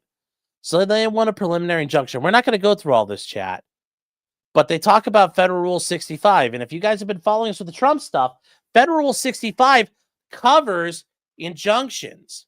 And they want to stop them from imitating, copying, reproducing, or making other works that are covered by the copyright certificates. And these are all the things Matt has copyright for. They don't want him dicking around with it. They want him to stop. And Cody hasn't stopped. And this is here going through when Matt found out about it as he's been progressing. He's been trying to get him to stop. As it went into the summer of 2024, asked them to stop. told him to stop. They kept going, and then you get into August, and Cody still hasn't stopped. And August 10th, my birthday, Cody didn't stop. This is when Cody filed a complaint with the Florida bar. And they were centered around Matt's copyright enforcement. In September, Matt filed his first action. And in September, he realized that more copyrighted works have been distributed. And then it just keeps going, and it keeps going. They also point out that Cody knows of the registration because he posted the certificate of registration for one of the copyrighted works on his website. It keeps going into the fall. Cody keeps on doing whatever it is the fuck he wants. They talk about more action he did in November, and then finally in December what he's done. Now they talk about how do you determine the preliminary injunctions here. So it's governed by Rule 65. They talk about how you do this. So to prevail on an injunction, and this is where once again, guys, we're going to go through the 4 factors real quick.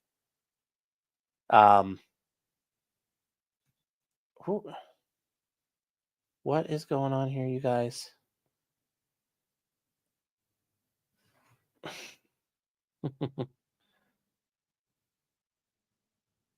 This is Napster shit with guns. Yeah, kind of. But I mean, at the end of the day, Matt gave away his shit for free. He didn't want people putting it out there and charging for it, and Cody stealing it and selling it. But Matt has to show a substantial likelihood on the merits he can win, that he will suffer irreparable harm in the absence of the injunction. The harm is suffered in the absence of an injunction would exceed the harm suffered if the injunction were issued, and I think that's true. And then finally, it wouldn't disturb the public interest. Well, in this case, for number 1, yeah, the biggest thing is if he gets this, that means he's going to win. Because remember, determining a copyright issue at the beginning is a question of law, and then it's the jury's job to decide damages. So why is this not?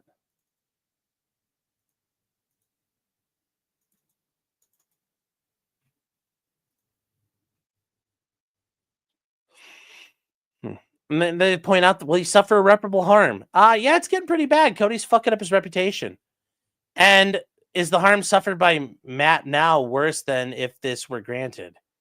Yeah, it's gonna get worse than the status quo.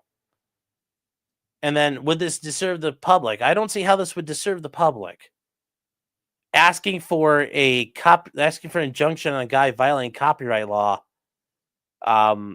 No, you like there's no limitation here. I mean, I get it, there's my free peach, but this isn't one of those times. So they point out the court can rely on affidavits, hearsay materials, which have not been admissible. We're not going to cover all this because it's there. These actions are ready, and it'll be ready to see what they do. But it has not been entered onto the record yet. It's not been entered on the record. There has been no ruling on it. There was a ruling for a couple of things, but this was not one of them. And then from here, guys, this is something. Hold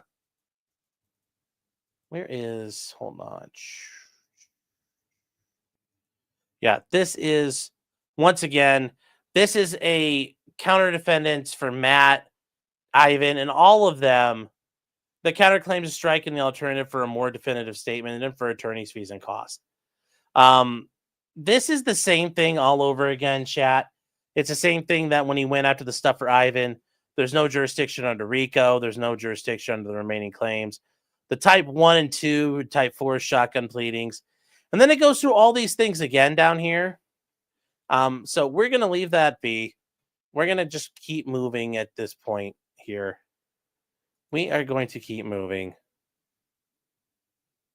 But this is kind of like, this is again for everybody else.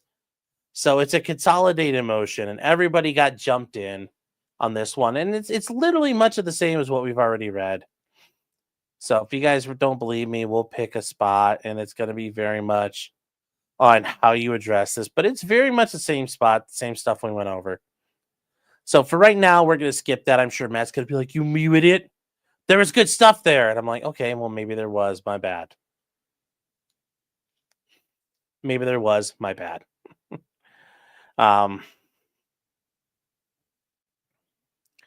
Now, ultimately, Cody did file a response to all of this. He did say that, nuh-uh, there is personal jurisdiction. And this is where it gets funny. They're like, personal jurisdiction does exist.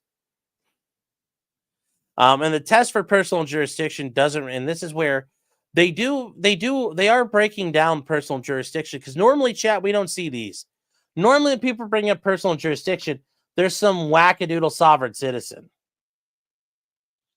The pounder, yeah. So hold on here, chat. Apparently, yes. Debbie O says that DJ Donald Trump saying the leader of ISIS plus a friend were taken out today, still winning. Based. That's good stuff, chat. That's good stuff. I hope he's hurting in hell. I hope we use one of the Ginsu hellfires where the blades pop out and it just fucking squished them all.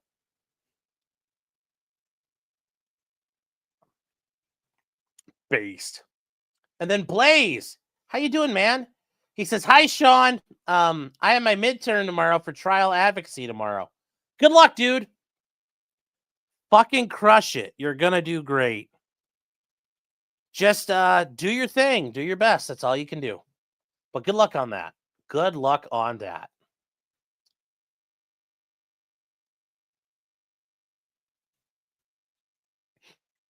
So they say the test for personal jurisdiction doesn't require extra showings that they have to be colorable, material, or substantial.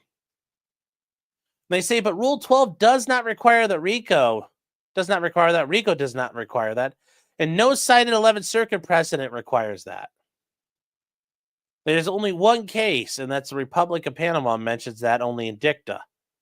Well, that's kind of important. But yes, you can argue dicta is not binding, and it's not. Dicta is merely them talking about another topic that's not part of the holding.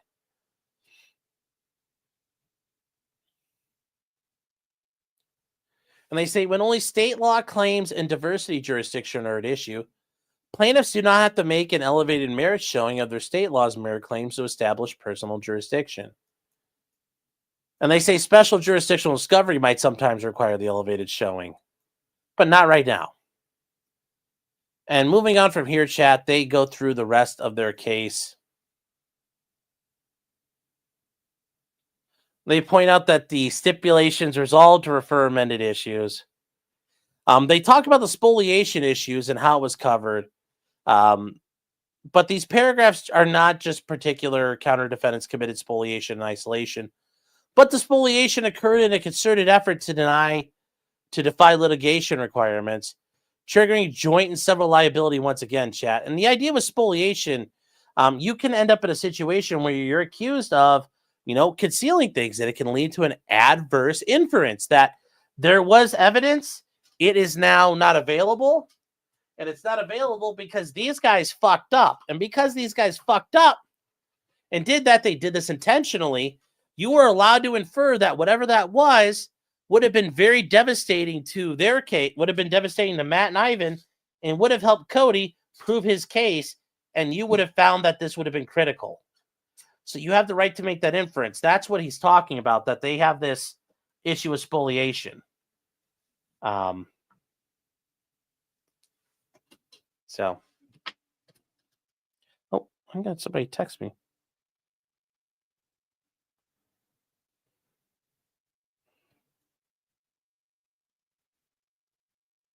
Hold on, what is this? Sorry.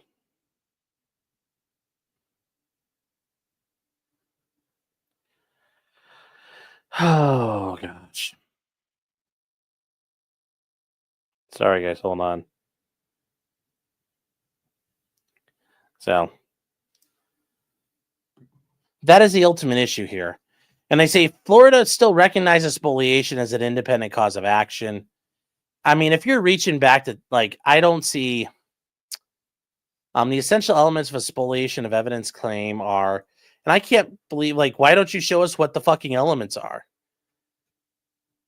So the motion is still mute to deny it. It's wrong to deny that once again. I've never heard of spoliation as a claim, but hey, remember, chat, every state is different and you can have claims. Everybody can be there, okay? No, it's not a shower text.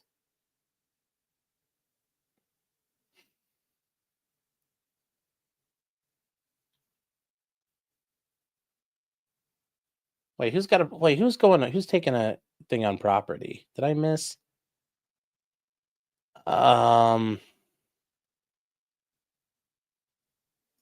Did Matt have to file a special French court in Louisiana? Or are the Frenchies allowed to use American courts? No, Matt lives in Florida. So this is all out of the Middle District of Florida in the Orlando division. Hold on here. What did I miss? Unlike Boston, says I have property midterm next Friday. Good luck on that. The way I did it, you have like the estates, the fee estates. Those are there. If that's what you're doing right now, good luck. Good luck, man.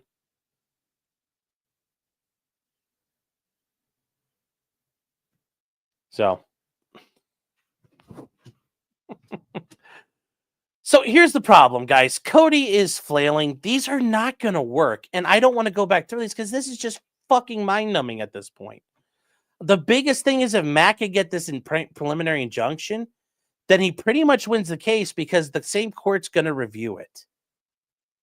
So it's something to consider here. This is really the biggest thing that's going to happen. And then finally, there was one order that this court did grant so far and put forward. And I know some of you are like, oh boy, something finally happened. Yes, but it's this court hasn't done anything yet. And I was talking to Matt about this and I asked him, I said, like, what's the deal? Why isn't this court going to rule? I mean, if you guys haven't noticed here, we've gone over a bunch of filings and pleadings so far. We've gone over a ton of them. And the court hasn't ruled on anything yet. It finally made one ruling, and this is something there that happened. And this is a ruling, and this is an order from the court, and it's talking about the motion to stay discovery because of the motions to dismiss. And it's not a bad idea because, like, look, you can say, look, Your Honor, you're going to dismiss this. We don't want to waste time and money on discovery because we don't want to give Cody shit because Cody's an asshole. So, and they point out that Matt's order, they're ordering that the motion is denied. This is an ongoing thing. This is, we are up to document 83. There have been a ton of other things that have been put forward, and the court's just now filing an order now, one order. And they are denying Matt's order to suspend discovery until the motions to dismiss are decided. And the magistrate did this. I talked to Matt about this. I think this magistrate didn't understand what we're dealing with here. And because of that, they kind of made a retarded decision.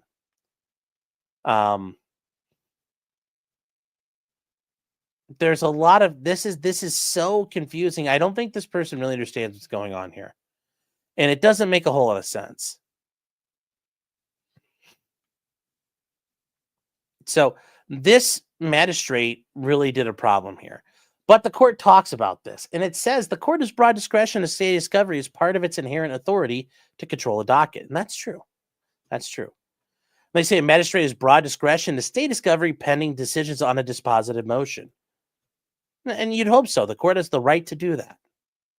And they say, however, motions to stay pending a ruling on a dispositive motion are generally disfavored. And they say normally the pendency of a motion to dismiss will not justify unilateral motions to stay discovery pending resolution. There may be circumstances that justify it, but those are going to be rare. And they say when discovery is delayed or prolonged, it can create case management problems, which impede the court's responsibility to expedite discovery and cause unnecessary litigation problems. I don't see how this is going to do it here.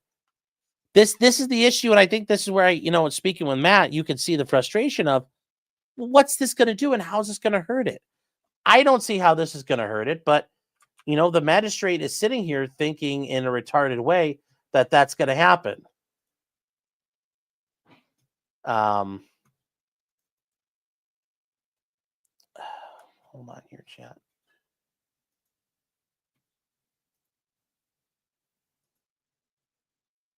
Let's see if that fixes it.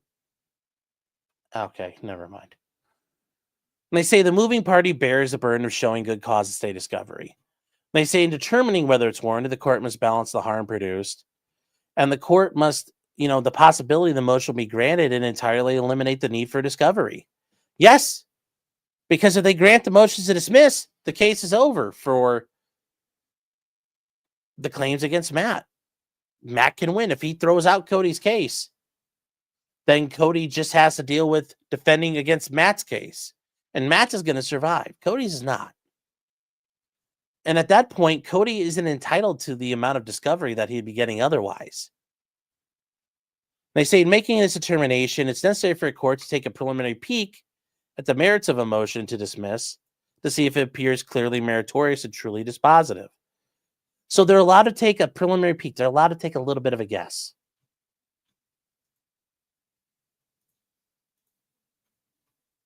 Yeah, the magistrate didn't read shit before this order. Yes. Yes, I agree. This is the magistrate's like, I'm going to take a peek. And really, they didn't do shit. They played Angry Birds. And they say, upon consideration, the moving parties have not shown good cause to stay discovery. Taking a peek at the motion to dismiss without expressing any opinion as the final resolution, the court is not convinced the defendant's motion is truly case dispositive. I don't see how that works here, but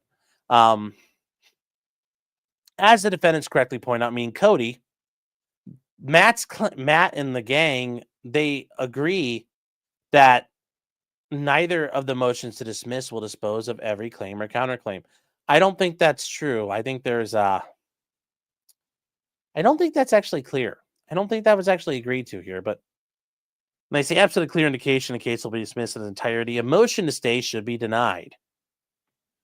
And they say, while defendants seek dismissal of all the counterclaims with prejudice, the court is also not convinced of that outcome.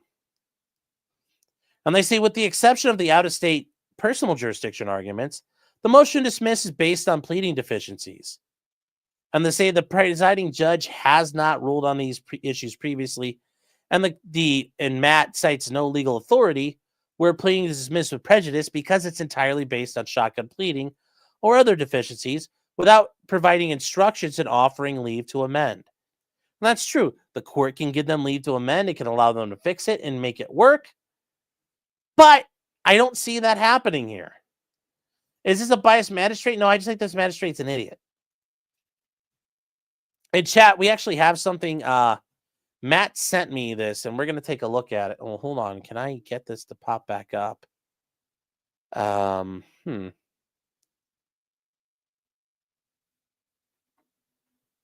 Let me see here, chat, because I don't know if it's going to...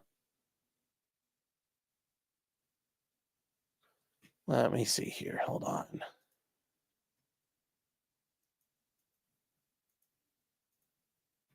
All right, there we go. This is... All right, hold on, chat. We're going to get this.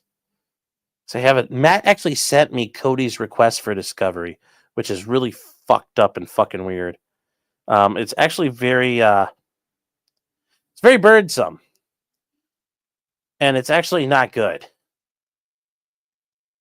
It's very problematic.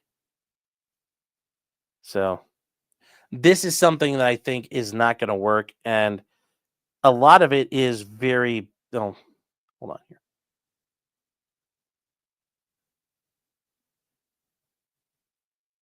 Why is this?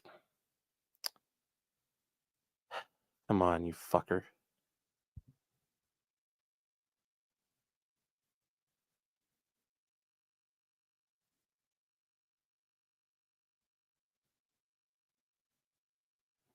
There we go. Hold on, chat. All right, hold on here. Why is this?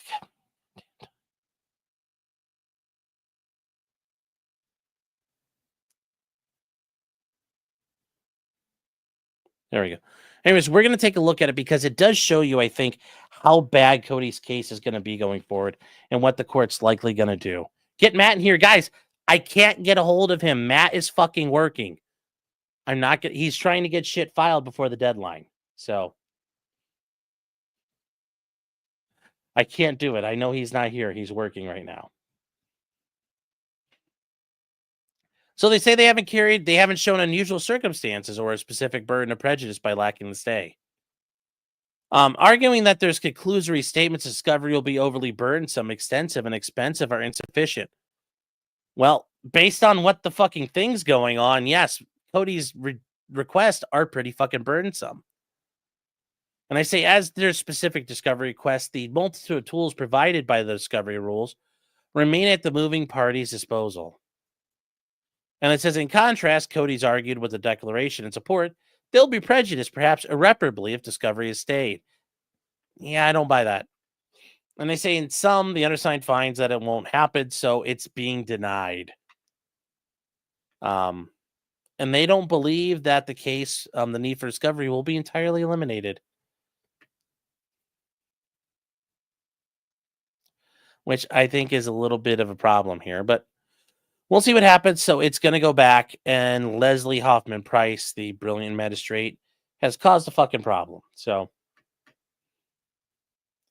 and Matt joined us to become the best stream ever. Yeah, well, thanks, guys. Thanks. You really know how to make a girl feel great. Oh.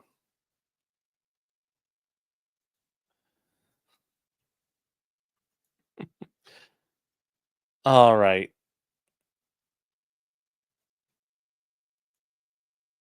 So now that's where we are. That's basically, guys, nothing's happened. And it's a little sad that nothing's happened here, but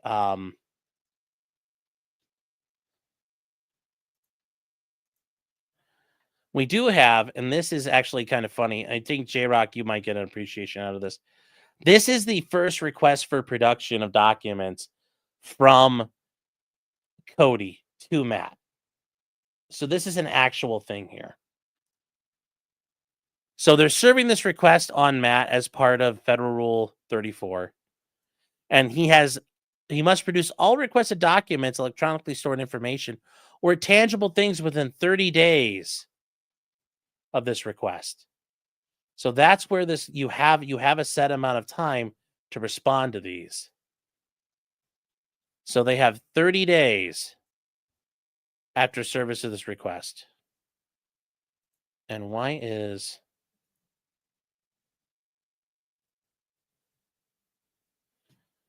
what the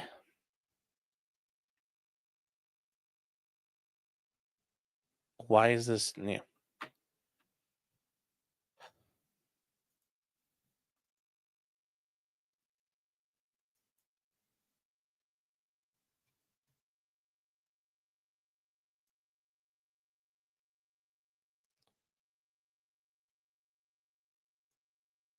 Why is this frozen? Oh, you're kidding me. It's frozen. Hold on, guys. Hold on here 1 second. Okay, well, now it's not being retarded. So I don't know what the deal is. So is that okay? Well, now it's working. I don't know why I didn't want to do that before.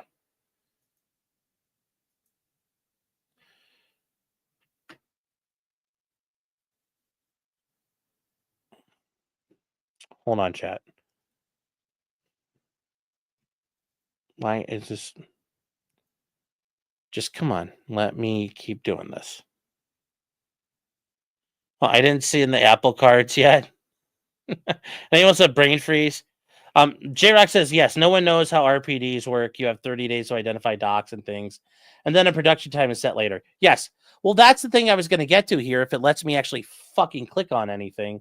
Right now, I can't click on any goddamn things. So this is getting a little annoying.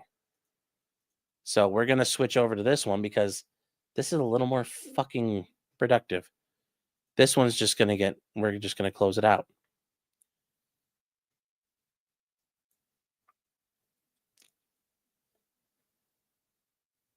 So if there was all that water jacked up the computer. No, I don't know what the hell happened here, guys. It's just getting a little frustrating. Nothing's fucking working right now. And this sucks because I wanted to go through this because I want you guys to see how ridiculous Gingras is on this. It's getting a little. This just shows you how stupid these guys are and what they're asking for. And I just don't know why this won't let me continue to show you guys what's going on. Because, like, this little thing's moving, and I don't know why.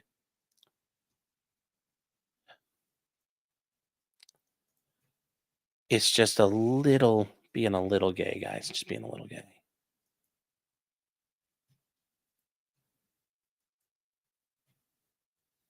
So, it's frustrating. It's frustrating. I just want to read the goddamn document.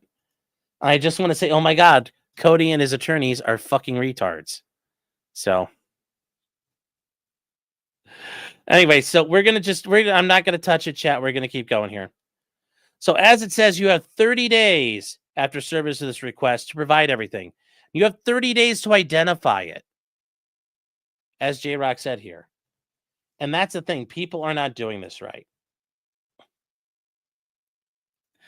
And it says that you have to bring it all to this place in Houston, 917 Franklin Street, at another time. Well, with Discovery now, it's all done electronically. That's not an issue. You don't have to do it that way.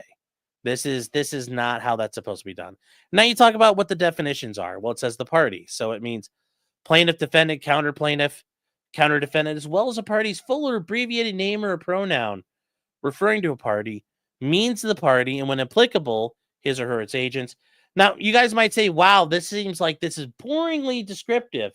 You have to do this. You have to set this out, what you're asking for.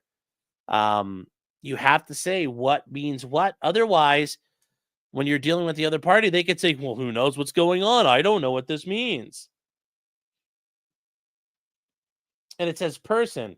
And obviously it says any natural person, business, a legal or governmental entity, or an association. Because remember, corporations are people. It moves on to talk about you and your. The terms you and your mean the party whom the request is directed to, and his or her agents, representatives, attorneys, experts, and other persons acting on their behalf. And then it says material. Well, it says material. What does this mean? It means all documents, information, or tangible things. Like this is a tangible thing. But what do documents mean? It's paper, tangible mediums. It also includes drawings, films, charts, photographs, all this crap. Ledgers, reports, worksheets, emails, printed emails, letters, abstracts, audits, charts. Like, look at this. This is all just used. This is literally, these are, guys, if you're ever in a lawsuit, you will see this basic part here change up. But this is all basic things that are set up and how this works. They talk about what's electronically stored information. They talk about tangible things, meaning a physical object. They talk about what does communication mean, relating, any.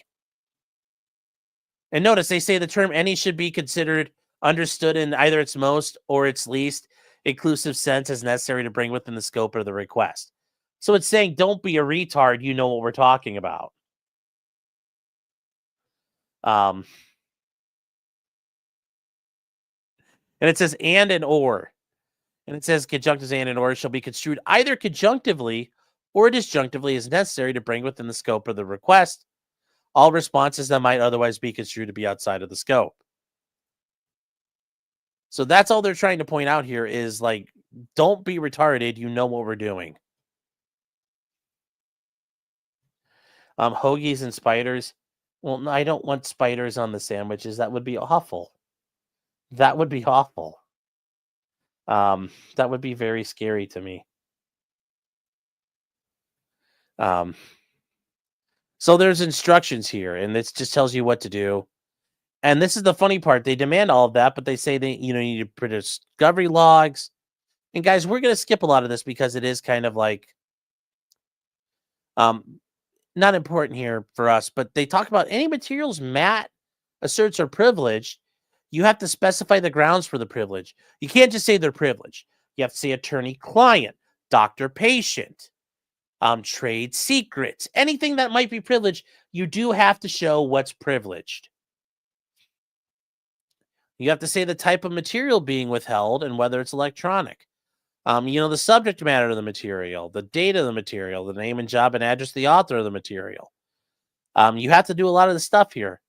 For any materials you claim that no longer exist or can't be located, you have to say like, okay, you're asking for something, I don't have it. When did it cease to exist? I lost it in a fire. The reasons, the identity and address of each person having knowledge of it. Like, who can acknowledge, yes, our warehouse burned down and we kept everything in a paper copy. You got Rumble to stream without needing headphones. Well, there you go. You will condition my fear of spiders from me. I don't think that's going to happen. I don't think that's going to happen at all, chat. Your brother put a spider in your beefaroni when you were kids? Ugh. Do I eat crabs? Yes, I like crabs. Crabs are good. Maryland blue crabs are the best. Did you lose everything in a boating accident? Well, that's not going to work in this situation. Well, that may work for the ATF man. This is not one of those times where that will work. I can assure you, you don't want to try that here. So don't do that one, guys. Don't do that one. I promise. All right. So the requests for production, they keep on going here. Now, this is the actual list of things. So number one, they want any working papers, notes, calculations, diagrams, stuff by any expert who will testify at the trial. Well, there's going to be no expert. This is boilerplate, and this is actually a bad thing. I'm doing boilerplate discovery things here. There's no expert in this. Copies of all transcripts of testimony previously provided by any individual listed by you as an expert witness. Well, if there's no expert witness listed, you asking for this is not proper, and there is no witness that's going to be an expert witness. You don't have to have an expert to come in and verify and explain how copyright works or that these are valid copyrights. That's not required. Number 3 talks about producing treatises, rules, regulations, or anything the expert may use to form their opinion. There's no need for an expert witness here. So I don't know why they're doing that. You also, number 4, though, talking about billing and other materials for each expert you expect to testify at trial. Well, there's going to be no experts testifying at trial. Matt's not needing an expert here in that situation. Not that I'm aware of. If I talk to Matt, I'm not aware of any expert being used in that situation. Now, this is where it gets a little retarded for Cody and these guys. Any materials relating to DEFCAD, remember, that's Cody's organization. Anything relating to DEFCAD will produce any material. Well, what the fuck does that mean? That means literally anything? Like if Matt's sitting there in his office, he's like, wow, Cody's a faggot. Does that mean you've got to produce it? I don't think that's how that works. J-Rex is a little retarded. No, these are massively retarded demands. This could get Cody's attorney in big fucking trouble. Any material relating to defense distributed. What the fuck does that mean? What does that mean? Scott says, even this stream, yes, they want all the retarded. They want every time Matt sat in MS Paint and drawn a penis on Cody's face.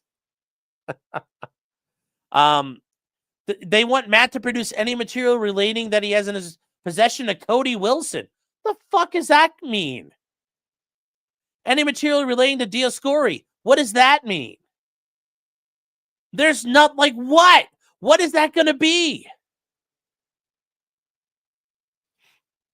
Any materials relating to any communications between the counter defendants regarding the lawsuit.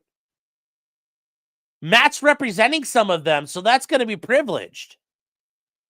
Any material relating to the word catalog, including the Catalog Foundation. How is any of this going to work? Any material that mentions the word catalog, you've now got to provide? What the hell? What the hell is this? This is some dumb shit, man. I don't know how you do this.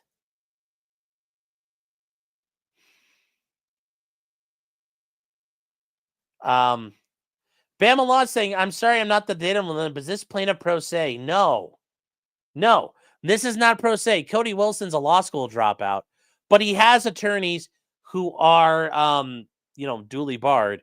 His lead attorney, though, is David Gingras, who's basically a lol cow in his own right. The guy's crazy. The guy is absolutely fucking crazy. So, Stabby's like, my Discord logs are finally going to be part of a court case. I know. But yes, how does this work? How do you have anything? There's no way you can respond to this. Produce all communications regarding the litigation hold notices issued. All communications, a bunch of those are going to be fucking protected. So why are you asking for them? Produce any material relating to number 12 here, guys. Look at this one, number 12. Produce any material relating to any business relationship between you. Any materials relating to any business relationship between you and your fellow counter defendants, individually or collectively. Any business relationship? Any? What the fuck does that matter? Yeah, this might as well just say fucking give me everything. Unlike Lawsuit said, isn't all that protected? It's not that it's all protected, but any business relationship between Matt and like Ivan or any of the other people. Let's say the guy's like, hey man, can I buy a Pokemon card off you? Okay. Business relationship, $5 for this Pikachu. Like, how is this going to work?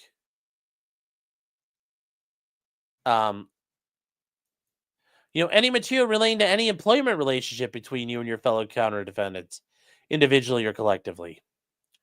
Any material relating to the catalog's file submission and approval process, including legal reviews and bounty payments.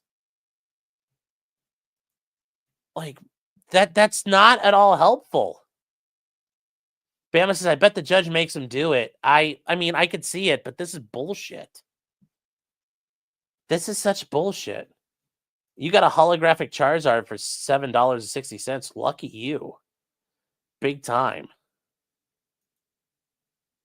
Wait, this isn't in Miami? Sweet. No, it's in Orlando. It's in Orlando, so no, you don't want to go there. This right here. Produce any material relating to the international trafficking in arms, ITAR, administered by the State Department's Department of State Directorate of Defense Trade Controls, including but not limited to compliance policies. You're asking for government documents for number 15. Why are you asking Matt for something the State Department has? Unless, here's the thing. This is very vague. This is very vague. Is it a document in his possession? Or are you asking Matt to give you the compliance policies of his company? Or are you asking for the compliance policies the Department of State has? I don't know. Any material number 16 regarding the export administration regulations by the Department of Commerce's Bureau of Industry and Security, but included but not limited to compliance policies. So how the fuck do you know what you're doing here with the EARs?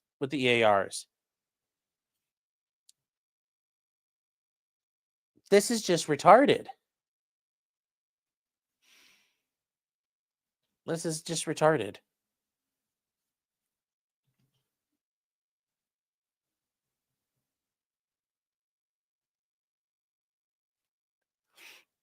It's any material relating to the catalog. It's like, what the fuck?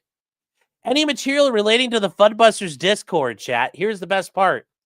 If you've talked to Matt at all and you've been in Discord, including any channels that include any counter defendant.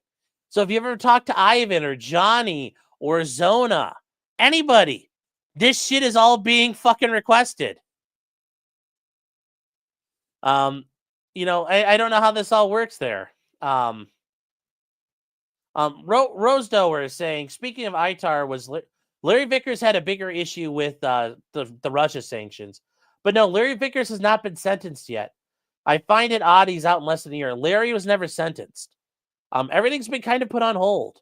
I'm assuming because Larry's cooperating with the government. He also had cancer, so I'm thinking part of they gave him time to deal with his cancer. But no, Larry's case is still pending. Access, thankfully, I didn't say the N-word in those chats. Well, Demon's Rat saying big as no, like Rat Zone. No. You're not not like as, no. I said Zona. So, you're not thinking of the right person here. Any material relating to the beta rooms, or the private chat groups operated by you or the counter defendants, including membership records, transfer files, and message content. Any material relating to websites on which you or any other counter defendant host or have hosted 3D printable gun files. Like, how is any of this relevant? This is Cody just wanting information to fuck with people. This is not something that should happen here. This is all such horseshit. And it goes on and on and on. And I do know what Matt's response to all this is, so it'll be really good. Any material relating to the word FedCAD. Any material relating to digital firearms transfer files, in coordination with including payments to foreign entities or individuals, including but not limited to communications with regarding the People's Defense Force of Myanmar. So I don't understand what their issue is. Like, why are they so worried about helping out fucking rebels in Burma? Is that a problem? And Jay Stark, a guy fighting for his freedom in Europe.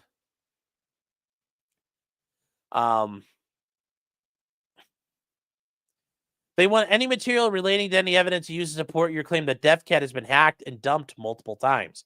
I mean, literally, you can go on there. It was hacked and dumped multiple times. Any materials relating to the creation of the FedCAD meme.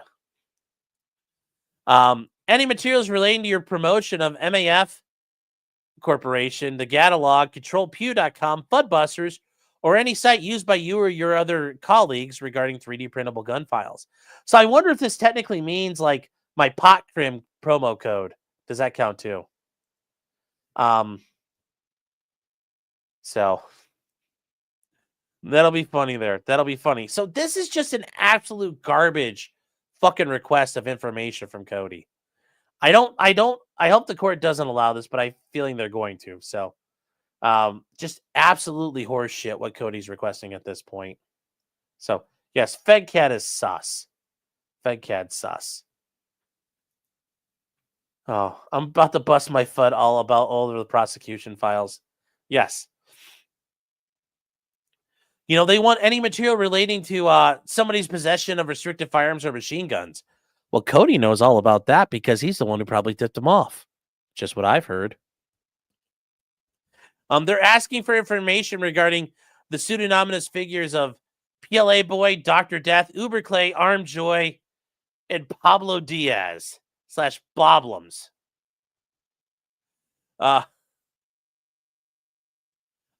Producing any materials related to the Everytown for Gun Safety versus DEFCAD lawsuit. What the fuck is that there? Well, what is that problem for them?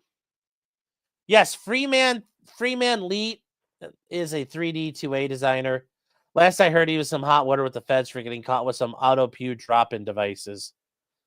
Well, yeah, I mean, that could be an issue if you have one of those. Lando says, good evening, I hate FedCAD. Yes. Urbrask is saying he's asking for a lot of irrelevant information. Yeah. Yes. This is such bullshit that they're asking for all of this.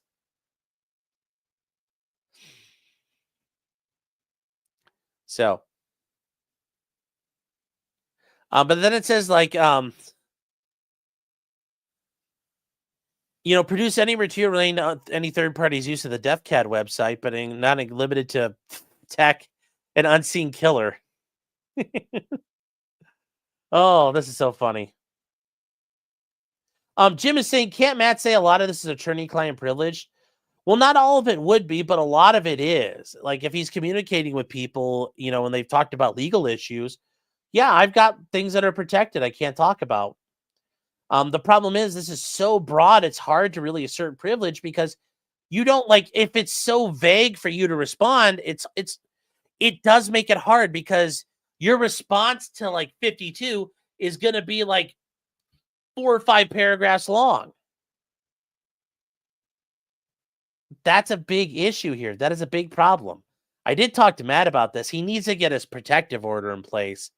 That's probably the best thing here is a protection order.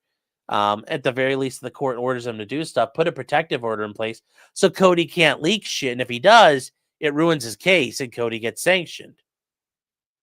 But yeah, it keeps going though. And it says any material related to you talking to Ivan regarding the development or creation of any file involved in this suit, including the MP99, the Amigo Grande, and the Hitchhiker. So that is the totality of what they're asking. But yeah, I've talked to Matt, like, this is going to be a massive fucking problem. Produce any material relating to cryptocurrencies at a Bitcoin address. Well, whose fucking address is it? So, yeah, he wants to cause as much damage as possible. Yes.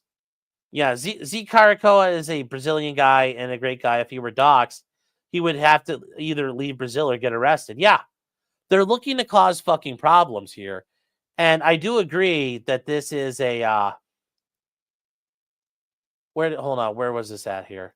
This sounds like Cody's trying to get all the source files so he can steal them and sell them for profit. Yeah, I think more importantly, Cody's trying to release the dirt on everybody and get everyone in trouble. And I think Squizgar is right. He wants to turn this info over to his, well, I don't know if Cody's got Fed handlers, but he wants to turn it over to people who will use it maliciously. There's a lot of people who'd like to fuck with Matt and the gang. And so I think that's one of the big things going on here.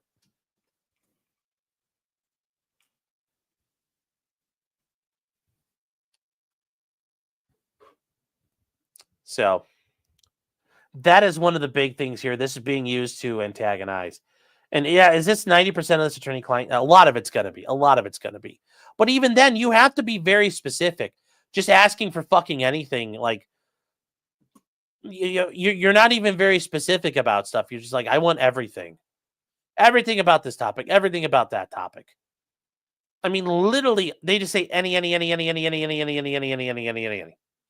That's not going to work. That's not acceptable. That's not acceptable.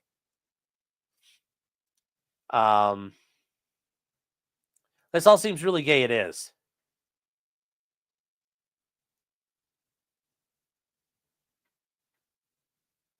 So, guys, that is kind of the update. That is as far as we've gotten at this point. That is everything.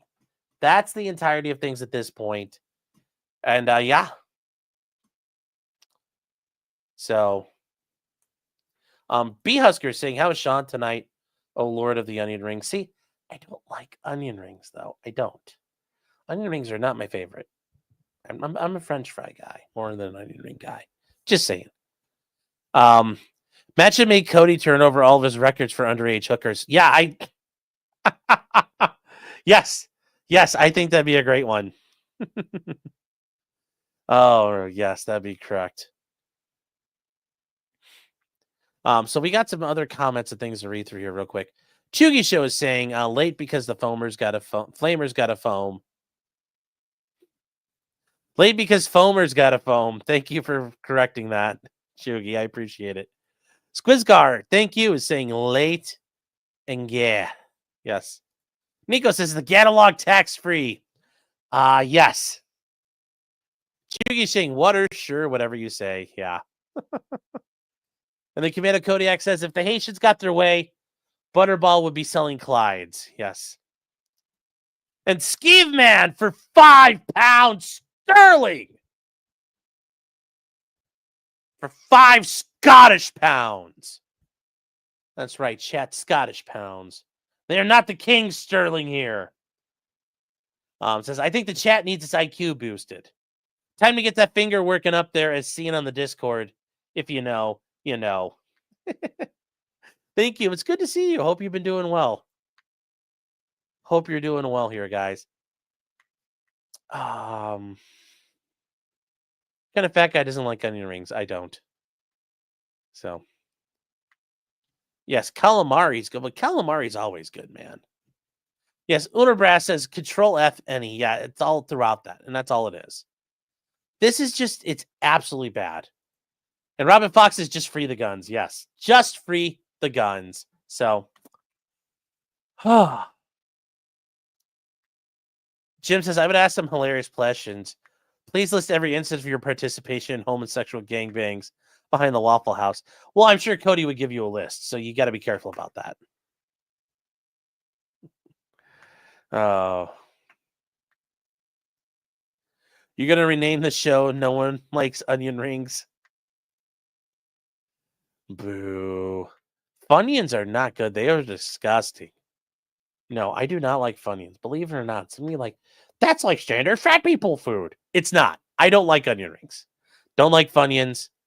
I mean, like I said, if it's a well-cooked onion ring, like it's not all flippy floppy like the Burger King ones are garbage. But like, yeah, if it's like a restaurant and they have like an onion ring that's nice and crispy, I'll eat that. But otherwise, no, I'm not an onion ring guy. What are Funyuns? Oh my God, you are so lucky you don't know. You are so lucky you don't know.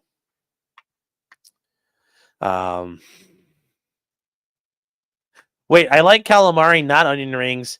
I'm losing my Fat Man card? No! No, you're not going to take it. I will fight to keep this license. No, I don't need a license for that sandwich, sir. Mate. All right, guys, so... Funyuns are not the best fucking chips ever. They're disgusting. A bloomin' onion? I only like bloomin' onions mainly because of the sauce they have with them. But even then, when you go out, like if you get a bloomin' onion, it's got to be nice and crispy. So many places do it where like the batter doesn't fully cook and they're kind of mushy and nasty and shitty. No, it's got to be, you got to cook them well. Got to cook them well. So, all right, guys. So we are all done. We are all done tonight.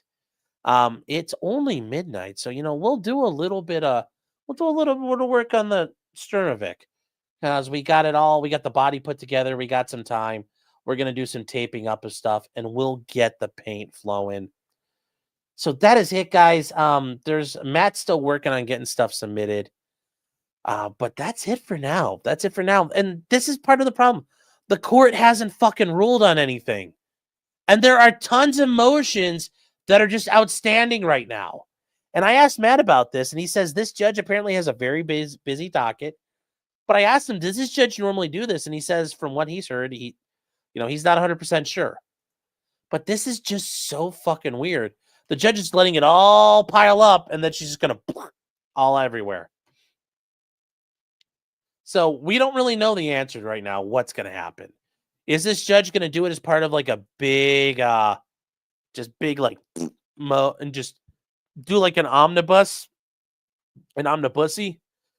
order and just like crap it everywhere? I don't know. It's very weird. It's very weird about that. So yeah, it's very, very problematic, chat. Very problematic. So we are going to get going and we are going to start. Hold on here. Why is this? Let me.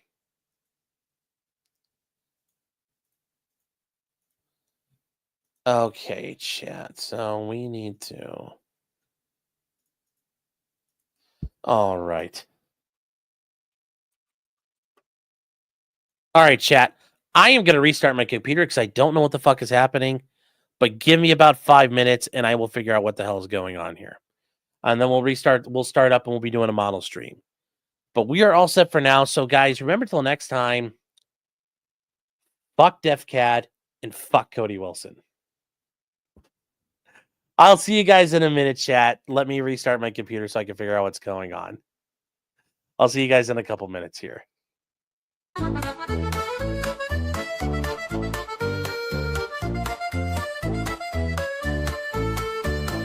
Weapons, blacksmithing, and models of planes, esoteric works, and even some trains. Much merriment had while drinking White Claws, tips on hunting, and even talking the law. Whatever you do, just don't talk to cops, even when they nab you on illegal stops. Just 'cause you did it doesn't mean you're guilty, but please talk to a local attorney. Was that the fat guy Rick Hayden yelled at? Why, yes it was.